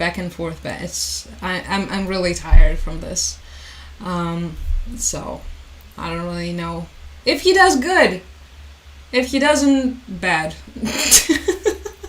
Thank you so much for following me and getting this top-notch political commentary. This is what you get. Okay, let's look at Duda, everybody. Let's just get this over with. Okay. Look at him and his fancy glasses. Natomiast ja uważam, że były kwestie, w których mogliśmy troszeczkę pokazać, że nie wolno nas omijać, ani pomijać. I nie zrobiliśmy tego i to był błąd. Takie jest moje zdanie dzisiaj. A co konkretnie ma pan na myśli? Na przykład uważam, że zarówno Ukraińcy, jak i nasi sojusznicy po prostu uważają, że lotnisko w Rzeszowie i nasze autostrady należą im się, przepraszam, jakby to było ich. No nie jest ich, jest nasze. W związku z czym jak się komuś coś nie podoba, no to zamykamy i do widzenia, tak robimy remont. Zamykamy lotnisko w Rzeszowie i dostarczajcie Ukrainie morzem, powietrzem, nie wiem, zrzucajcie nas pod ochronach, kombinujcie. Kombinujcie, jeżeli uważacie, że nie jesteśmy wam potrzebni. Zwłaszcza na przykład to, że nie zapraszano nas do bardzo ważnych gremiów międzynarodowych w międzyczasie, w których decydowano o dostarczaniu pomocy przez nasze terytorium. Ja uważałem, że to jest skandal. I w pewnym momencie przyznaję otwarcie, że w tym aspekcie zablokowałem konkluzję szczytu NATO w Wilnie. Powiedziałem, że się nie zgadzam na taki zapis, ponieważ on dotyczy Polski, a pominięto nas przy stole. I ja się nie zgadzam, żeby był. I zablokowałem i go nie było. Fragment zapisu, który był proponowany, został przeze mnie zablokowany. Powiedziałem, że ja tego nie akceptuję i koniec. Nie przyjmę tych konkluzji. Bo uważałem, że powinniśmy zostać zaproszeni do stołu. Potem to zostało... Potem po ponad roku, tak, ta decyzja została zmieniona, ale uważałem, że nie możemy się na to zgodzić. Że po prostu nie wolno nas pomijać, bo jesteśmy krajem dla nich tranzytowym i mamy prawo do swoich oczekiwań i nadal. Okay, that's enough from you, Andrzej. Thank you for that. Going out with a bang. Those of you who were on YouTube, you saw that there were subtitles, so you got, I imagine, the gist of it. But yeah, this is once again the point of conversation. The main point here is that for a while now, Poland has been feeling snubbed by the big guys within NATO and within, well, this one has to do specifically with NATO. So, for instance, whenever there are any sort of big talks regarding Ukraine or regarding the shipments of war or anything, they tend to get snubbed. So it's usually the Western European countries, like it's the UK, and Germany is going to be there, France is going to be there, the US, of course, also there, and Poland is never in the room. And it has been a point of frustration for a while with them, considering how, and this is exactly what he points out here, although in his very special Duda manner, that they do have the most vital military hub for Ukraine, is Rzeszów, through which all of the, well, not all of the, but I think, I don't know the percentage, obviously no one is revealing this, but we do know that this is one of the most vital shipping points for the aid coming into Ukraine. So the military aid coming in from the NATO countries first goes into Rzeszów and then it enters Ukraine. This is Rzeszów, by the way. It's a Polish city, and as you can see, it's pretty close to Ukraine. This is a major military hub.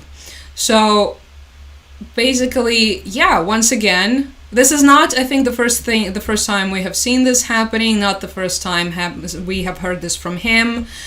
We have also heard stuff like this from other players, with Ukraine being used as a bargaining chip when they're trying to negotiate something with other Western countries. That's annoying. That's extremely annoying and that's frustrating, but at the same time it's inevitable because that's the situation that we find ourselves in, and everyone is operating with their own best interests in mind, so what else could we expect, I guess. But yeah, a lot of his language, as you can see, it was very loaded, right? He says, deliver aid by sea, deliver aid by air, drop it with parachutes. We just tell them, we shut it down and say Rzeszów is under maintenance and goodbye, right? So a lot of this is one of the reasons why everyone is talking about this. But the reason why he's not mincing his words anymore is because he's on his way out, right? They're gonna have a new president soon.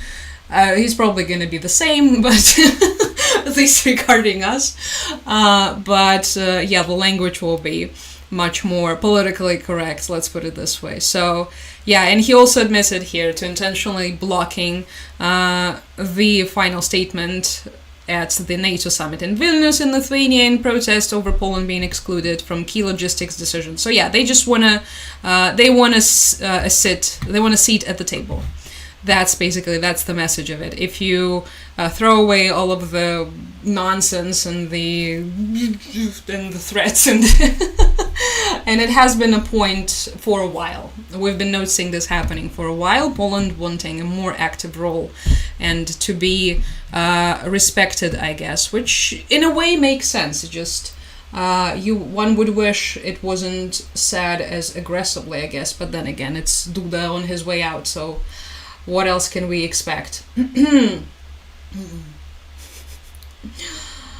Nawrocki is never happy about it. Yeah, that's gonna be another grumpy that we will have to deal with, unfortunately. Everyone's confused and horrified. Okay, you guys, we will survive. Don't worry about it. But yeah, this is just, and this comes in after the announcement of them closing the borders and also patrolling the borders with Germany and Lithuania. So yeah, Poland wants to negotiate a better situation for itself in the ongoing crisis. So everyone for themselves, everybody. Everyone for themselves. Oh, there was also an interesting situation with Zelensky and his translator in the European Commission, I think, who got fired because of, okay, not fired, but she's like investigated, I think, because there are suspicions that she could work for Russia. Oh, this just cracked me up.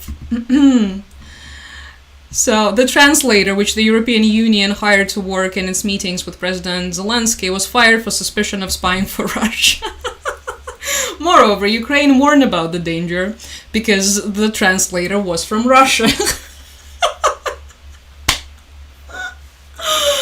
Oh, who could have thought? Who could have known? The incident occurred apparently all the way back in December 24, but is only becoming known to the public now. That's just, everything about this is spectacular. Apparently she was also like deliberately translating some of his sentences incorrectly or something, distorting the meaning of what he was trying to say, stuff like that. So yeah. Didn't EU give notification to Poland about... Yeah, no one is happy. No one is happy about that, you guys, obviously. But Poland's gonna do what Poland's gonna do. That's just the Polish way, their ninja way. Believe it. Yeah, there were some clues, but yeah, they were dismissed. So yeah, but also overall, wait, what I wanted to say something and then I forgot. It's one of those stories that you are witnessing and saying, okay, sure, of course it happened, right? Why are we even surprised? Are we actually surprised? Wait, where is that drone? Okay, the drone disappeared from Zhytomyr, you guys. That's the drone that I'm still waiting, thank you, to see whether or not it's gonna reach my region. No, I think it's not gonna do that, hopefully. Okay. Let me just... jump. Trump scare. The new version of jump scare. Apologies to the YouTube people. Also, I still have some topics that I have bookmarked, like for instance, we have yet another example of Russians circumventing the sanctions and delivering these, let me just show you, Austrian machines that are apparently suitable for forging howitzer barrels. How fun. Anyway, we're going to discuss that too, but if you have any questions, anything you would like to hear discussed, let me know. In case I am missing anything.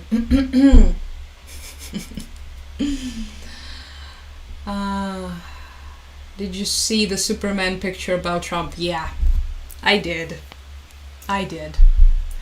It hurt. And it was from the official White House account, wasn't it? Wait, can we look it up? Oh my god. Oh no, not. I really didn't want to look at the dead horse, but the dead horse found me anyway. That was the horse from Odessa. Okay, we're now back to Trump. Wait, was it on the official White House? Oh God. Oh, that's AI.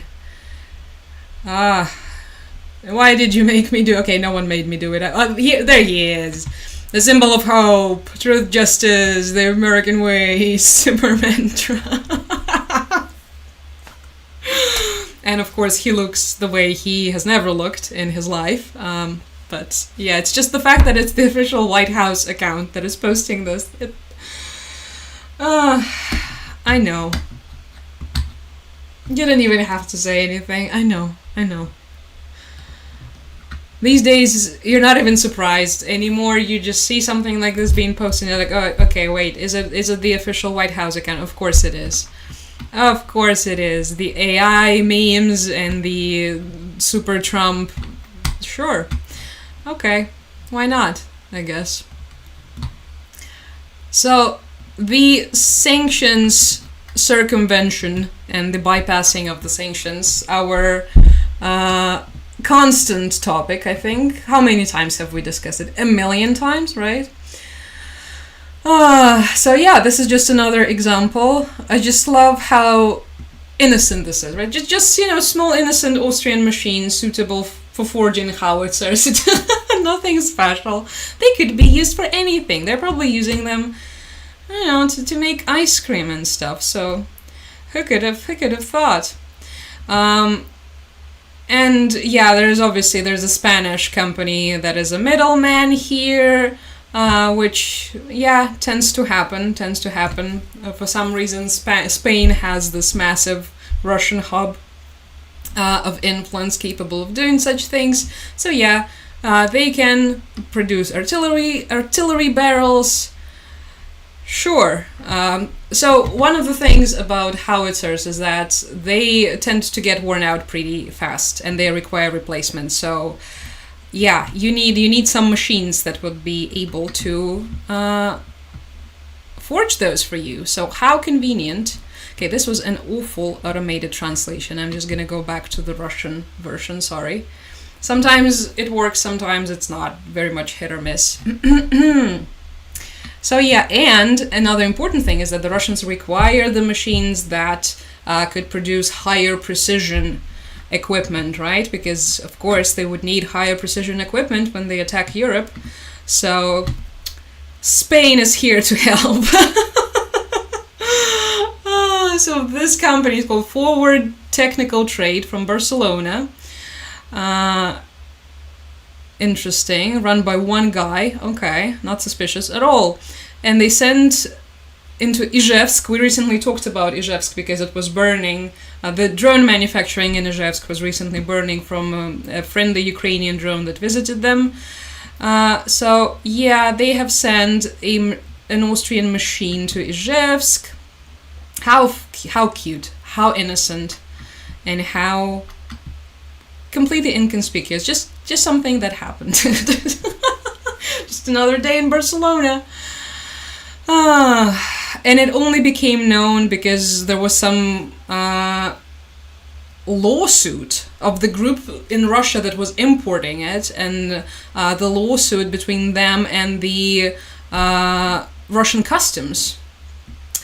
Because the Russian customs believed that it was one type of forger, and the company was claiming that no, it was actually a different one. And depending on that, I think there was a different fee that was supposed to be paid. So it's just bureaucracy, and because of that, it became known.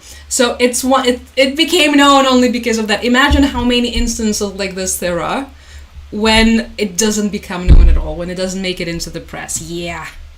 I know. I just love me some sanctions and them working. I cannot anymore. So whenever I hear, and we get all of this still to this day in the mainstream media, a lot of their military machine is going to collapse tomorrow. It's going to be fine. We already had someone in the chat being like, they're soon going to be using horses and donkeys, right? No, I have some bad news. They're importing stuff from the European Union, you guys. So chances are they might actually end up producing much more sophisticated stuff than they were capable of producing just a couple of years ago. So I know. Oh well.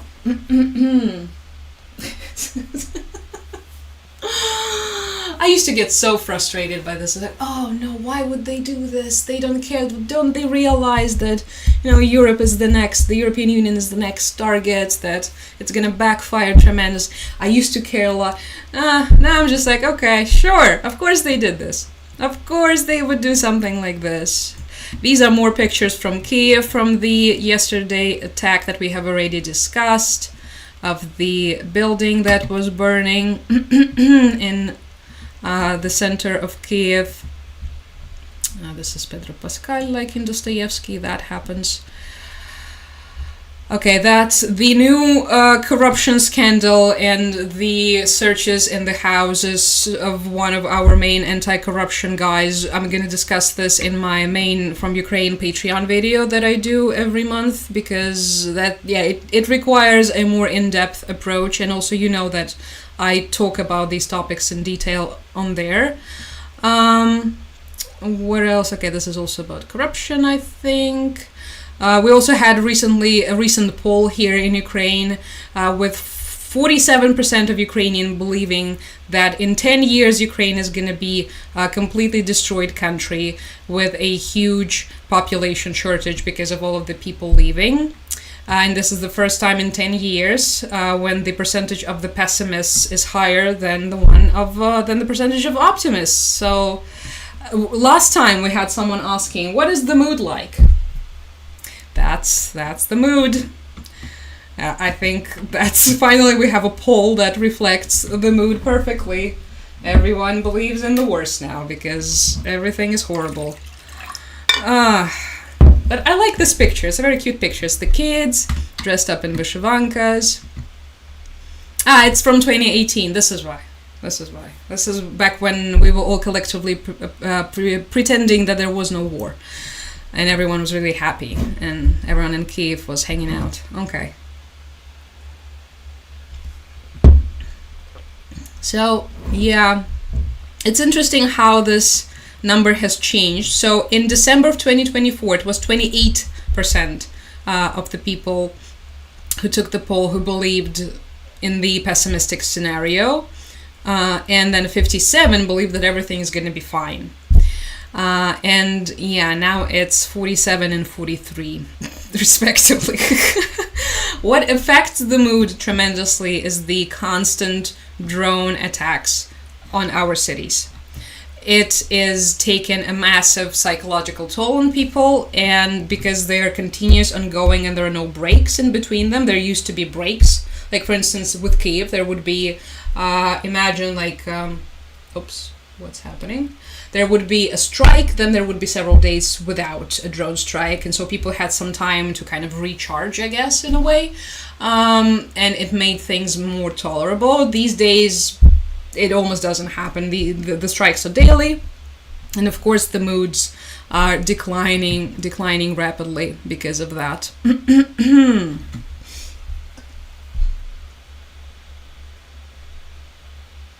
Unfortunately. Yeah, Spain, you guys, I know. The middleman that was shipping the Austrian equipment into Russia was based in Barcelona. So, Catalonia, if you will, if you don't want to say Spain. Yep, I know. Imagine how many stories like this we are not even hearing about. It's too scary, honestly, too scary to imagine. Just another day in Barcelona. I thought Spain was staunchly pro-Ukrainian. So being staunchly pro-something is one thing, and making a lot of money is something else entirely. But also, there could be... Okay, let's not blame all of Spain for this. Again, there's a massive hub of Russians and pro-Russian Ukrainians also love it. This is, if you remember last month, the murder of one of our like main corruption people, Portnov. He was killed in Madrid. Why did I say like this? Madrid. In Madrid.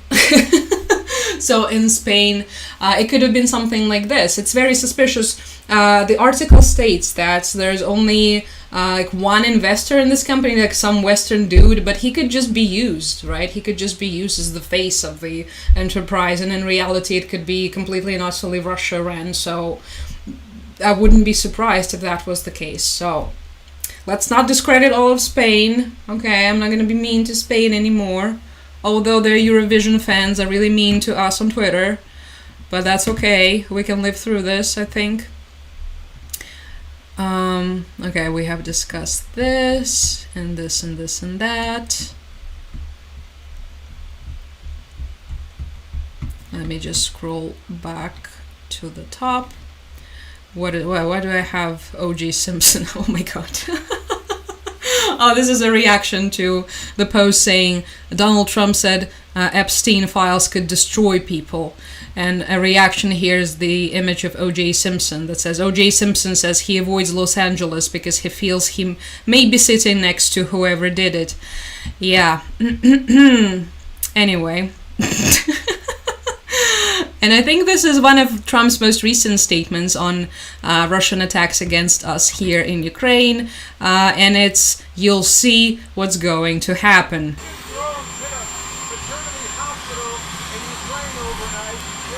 I know.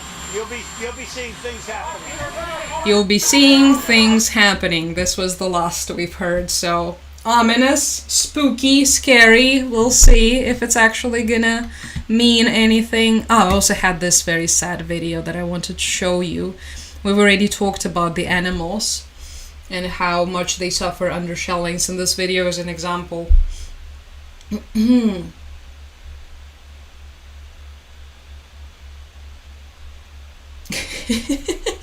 We're gonna say Putin stop louder, yeah.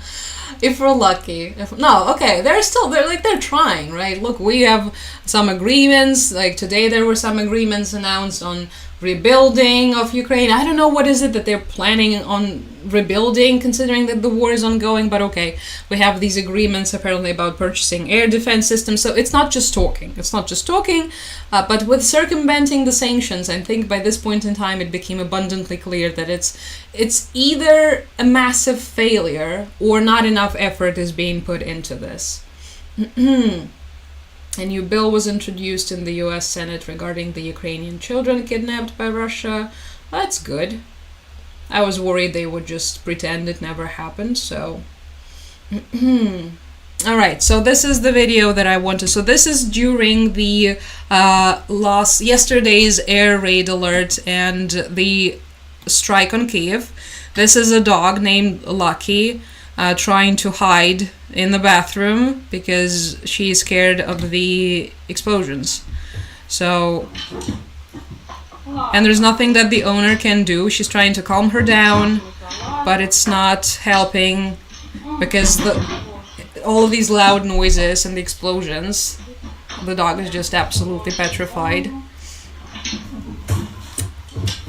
I'm not entirely sure why she's wearing this piece of cloth on her head. Maybe it's to cover up her ears so that the sound wouldn't be as loud. I don't know, I'm not entirely sure about that. But yeah, the poor thing is just trying to hide and can't. Trying to dig a hole in the bathtub. It's just, actually it's one of the things that my dogs also do when they're scared, when there's like loud noises. If they cannot get away, then yeah, the next thing they're gonna do, they will try and dig a hole for themselves to hide, which is very wise. It's very wise because if you guys know anything about what you're supposed to do, if there's like an explosion or like a missile arrival, drone arrival next to you, you have to fall onto the ground, immediately drop onto the ground and try and sort of dig yourself into the ground, because this is the best way to protect yourself from the pieces of the missile and the explosives. So yeah, just so sad. Oh, I know. I know. Okay, the plane we have discussed. I think we have discussed most of the... Oh, Hegseth. We also needed to discuss Hegseth with his drone dominance. Okay, in a second. In a second we will. I know. The dog. The dog. When we still had missile strikes in our area, so a long time ago, my dogs, I've never seen them so scared. And they're scared of loud noises. 3 out of 5 of my dogs are terrified of loud noises. So whenever there's a thunderstorm, we take them inside, we try to cover them, so we try to calm them down. They were always scared of the fireworks. So before the fireworks were prohibited in Ukraine after 2022, they were horrified. We had to be with them all the time throughout the New Year's Eve and whenever there would be any sort of big major fireworks in the area. But with the missile strikes, I have never seen them as horrified because they clearly understood that it's not just the sound. So they could also hear the maybe sense the vibrations from the explosion because it was powerful. And yeah, just the sheer horror. So I cannot imagine how people in the areas that are constantly targeted, how they're making it through it, and the animals are just random question. No random questions here. As Eurovision fan, what pop artists you would recommend me to listen from Ukraine? I think these days probably Claudia Petrivna is one of our best new artists. I liked a couple of her songs. I know it's hard to spell, and for some reason I cannot type into the chat. How do I communicate this information to you? If you are on YouTube, I'm just gonna look her up. Claudia Petrivna is her name. Her first album was especially good. This is how you spell her. And this album, the one that has her in the hat on the cover, it was pretty good. The recent one, not really. What is it called? Бережи мене? Wait, let's see. Yeah, that's the cover. I think it's on It's definitely on Spotify, and I know this because I use Spotify. But I imagine it should be. Yeah, it should be. Look, it's on Apple Music too, and on YouTube Music, so you can check her out. That's the one that I liked.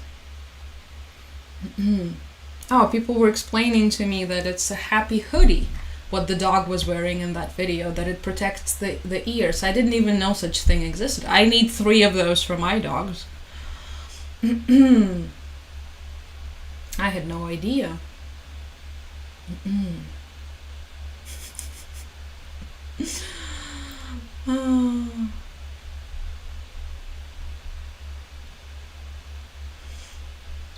For now, with Leos, it sounds like just the rumors, at least for now.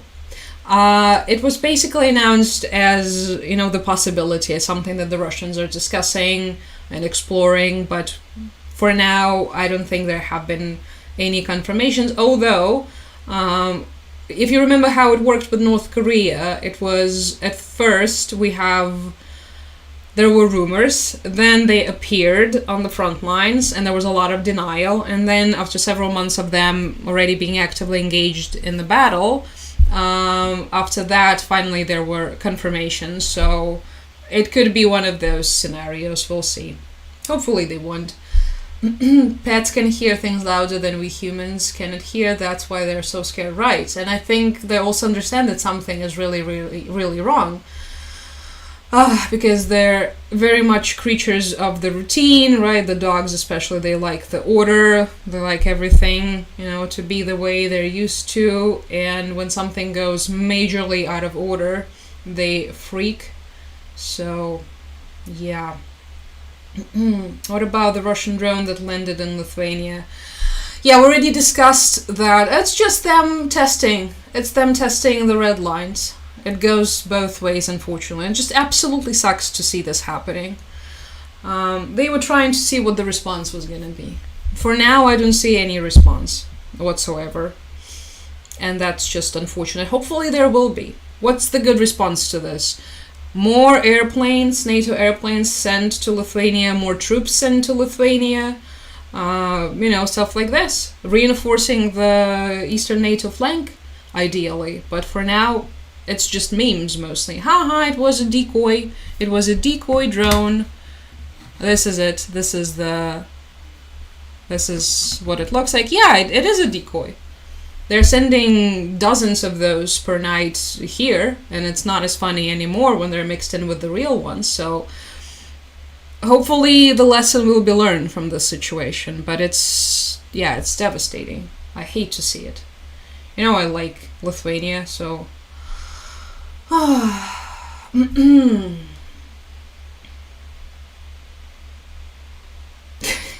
can't imagine. I think my dogs would also hate it, but I can try. Sometimes I put hats on them, so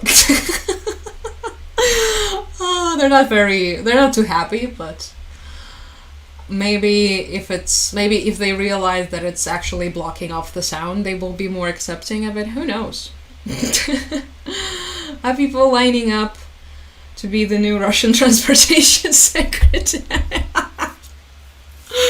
Yeah, there's a huge line in the center of Moscow. Everyone is excited. Everyone's already in their Teslas.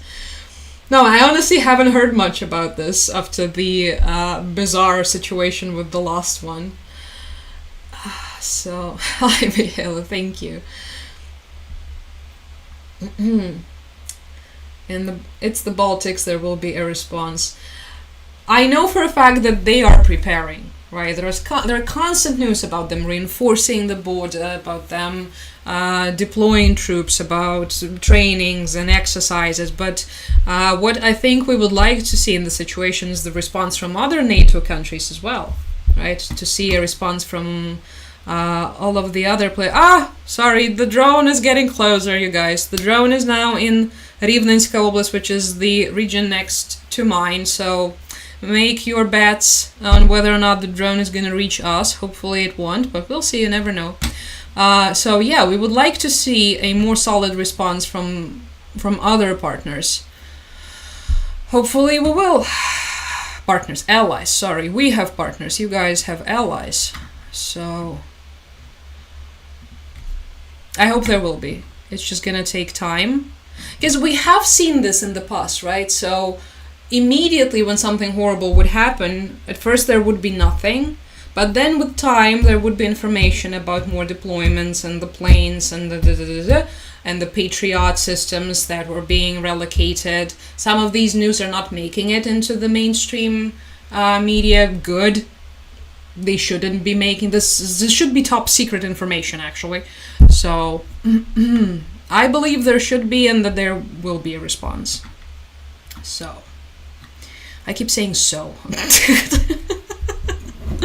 Today is one of those days when you wake up and your English is just not good. It's just super, super rusty. And I can feel it, I can sense it, and I'm just really glad on days like this that I don't have to teach. Because this is embarrassing. When you're trying to teach someone something and you make all these stupid mistakes. And yeah, it's really, really awkward. Especially when your students catch you making mistakes. Then you have to pretend, you caught me, that was my plan all along. Good ear, Tanaka-san. I was meaning to say I has instead of I have. And I've been meaning to say I was meaning instead of I've been meaning. Thank God I'm not teaching anymore. God. Alright. People, I think we covered everything that I wanted to cover, but if there is anything you would like to discuss, let me know. I think we can do like 10 more minutes and then we will be calling it a day. Thank you, Jenny. No, I know, it's okay, but it could be better. It could be better. I can just feel it. I know you guys can understand me, but I hear myself making these little slips every now and then. And obviously it's also because I'm not exactly trying, to sound super correct every single second. I'm not really, because again, I'm not teaching. My main point here is to carry across what I'm trying to say. But yeah, it's just the non-native speakers, I think, will understand me. That some days you just wake up and it's not there. It's just it's just not happening. Now, come on, Josh. Nah, you're being too nice to me. It's totally okay. I've had days. Oh, thank you, Richard. When I have had made common spelling errors in both English and Finnish, but I was very tired. Yes, when you're tired, it's the worst. It's the worst when you start. Oh, I remember like after teaching, what was that? Maybe like 7 lessons, or on my 7th lesson, when everything is a blur, you do not understand which language you were speaking, and you have to explain these concepts to students. And you would make like, one day I think I used a French word instead of an English word, and I had to pretend that I actually meant to do it, that it's like a cool thing that I did. Ooh, I'm so special. I also know French. And yeah, that poor student actually bought it, but yeah, they had no other choice, unfortunately. Also, they liked me, so it is. It's especially clear in my vocabulary that I'm not using too many complex words. That means my brain is not there when it happens, so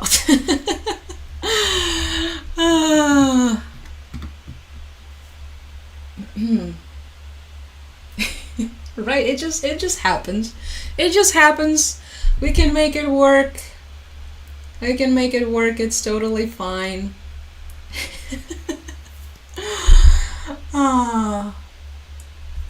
It's actually interesting whether or not we're making the same mistakes, because I think it tends to differ in some instances. Like, there are some mistakes that only a native would make, I feel, and then there are mistakes that are much more common with non-natives, especially when it comes to articles and stuff. For us, it's always the articles, and then it's the word choice, and maybe, well, what else? Pronunciation sometimes slips. Like I said Madrid randomly. Like it's a Russian city. The Russian capital, Madrid. So, yeah. I'm having some tiny Japanese pancakes with my tea. Oh, this is wonderful. Thank you. Of course, I love those. Who doesn't? Enjoy. Enjoy those, please, for yourself and for me too. Enjoy your tea, Chelsea. One day, my time will come too, and I will also have myself some mochi and some dango, mitarashi dango somewhere in Kyoto, hopefully. Yeah, I think, maybe, hopefully, one day. So,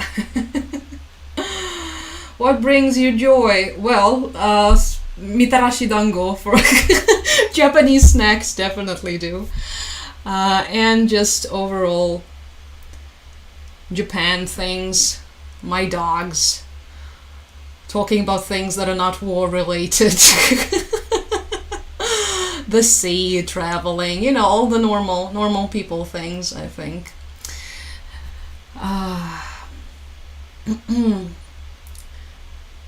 Those days and the days where all languages are just gone and it's sound effects. And miming, oh yeah, those are the worst. Yeah, it happens too. And I remember it happened to me once. I think it was during a Polish class, during my grad school days. We were doing like beginner Polish, and we were supposed to be reading the numbers, I think, and I just couldn't read them for the death of me in any language. And and when I did, I read them out loud in Japanese. And the Estonian girl that was sitting next to me, she thought I was being pretentious. She was like, "What are you trying to do? Aren't you Ukrainian?" I was like, my brain is doing the thing again. She didn't believe me. She thought I was one of those weird otaku people who pretend that everything is in Japanese. No, my brain just did it. I was looking at the number in Polish and I read it in Japanese. And then I just stopped. It all shut down and and it went dark. Oh,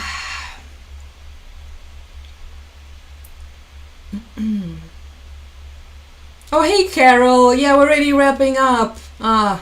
Good to see you, though. Good to see you. And Josh is enjoying lunch. But the doggies, that's wonderful. Enjoy your lunch. Lucky you, not knowing what articles are. Lucky you. Oh, thank you, Jetty. This is such a pretty one. And yes, it is Friday. Do you guys have any plans? YouTube chat, do you have any plans for the weekend? Anything fun planned? Hopefully you do.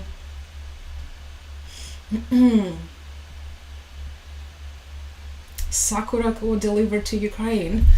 I'm not sure. I have to check. I do know we have some companies that sell Asian snacks, but it's mostly Chinese and Korean stuff from what I could tell, but I'll have to check.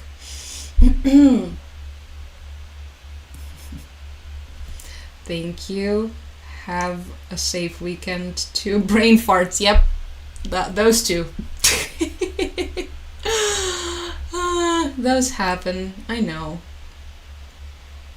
We'll see. We'll see what's gonna happen during the weekend. Okay, the drone isn't making it to here, hopefully. Fingers crossed. But you can see if you're on YouTube, you can just see the map gradually. It just lights up more and more and more. So by the looks of it, we're in for a very loud night. Hopefully I'm wrong. Fingers crossed. But nah, it doesn't look good. Doesn't look good. There is an anime store arcade called Otaku Cafe. I've never heard that word. The word otaku, you haven't heard that one before. That's just basic. It means like a fan in Japanese, but this is what the people usually call all the anime fans. Yeah, please, if you can remember, please do, Megan. I would appreciate it. I'll have to check it out. All right, everybody. Oh, wedding! Yay, that's wonderful. Enjoy the wedding. Fireworks to start the local festival tomorrow. Plus neighboring town's Pride Festival. Oh, that's wonderful. Enjoy the festival and both festivals. So, hopefully you'll have a wonderful weekend. Okay, you guys. I think the drone isn't making it to my region, at least for now. So we will be wrapping it up. Thank you, you too, Carol. I will see you in a couple of days. Oh, I'm tired. We're already wrapping up. I'm sorry. Zen Market is Ukrainian. They have snack collections or something. Oh, дякую дуже. Я подивлюся, треба загуглити. Чому я не чула? Zen Market. Okay, I'll have to check it out. Okay, you guys, thank you so much for watching. I will be seeing you, we'll see, either in 2 days or on Monday. I'll have to figure that out later on. I will let you know on Instagram, so I will post about this on my story as usual. Have a wonderful weekend. Enjoy yourselves. Have fun at the festivals with your dogs, with your friends and loved ones. And yeah, I will see you soon. Thank you. Thank you, everybody. Thank you for the support. Mwah. Take care and bye-bye. Thank you. Alright, we said, as always, goodbye to TikTok. And now we're saying goodbye to you guys on YouTube. Thank you so much to you two for watching. Appreciate all of you. We didn't look at Pete Hexeth. I just remembered, but it's okay. We will live... we will live without Mr. Pete. So yeah, enjoy your weekend too. Thank you for being here, and yeah, I will catch you later, alligators. So yeah,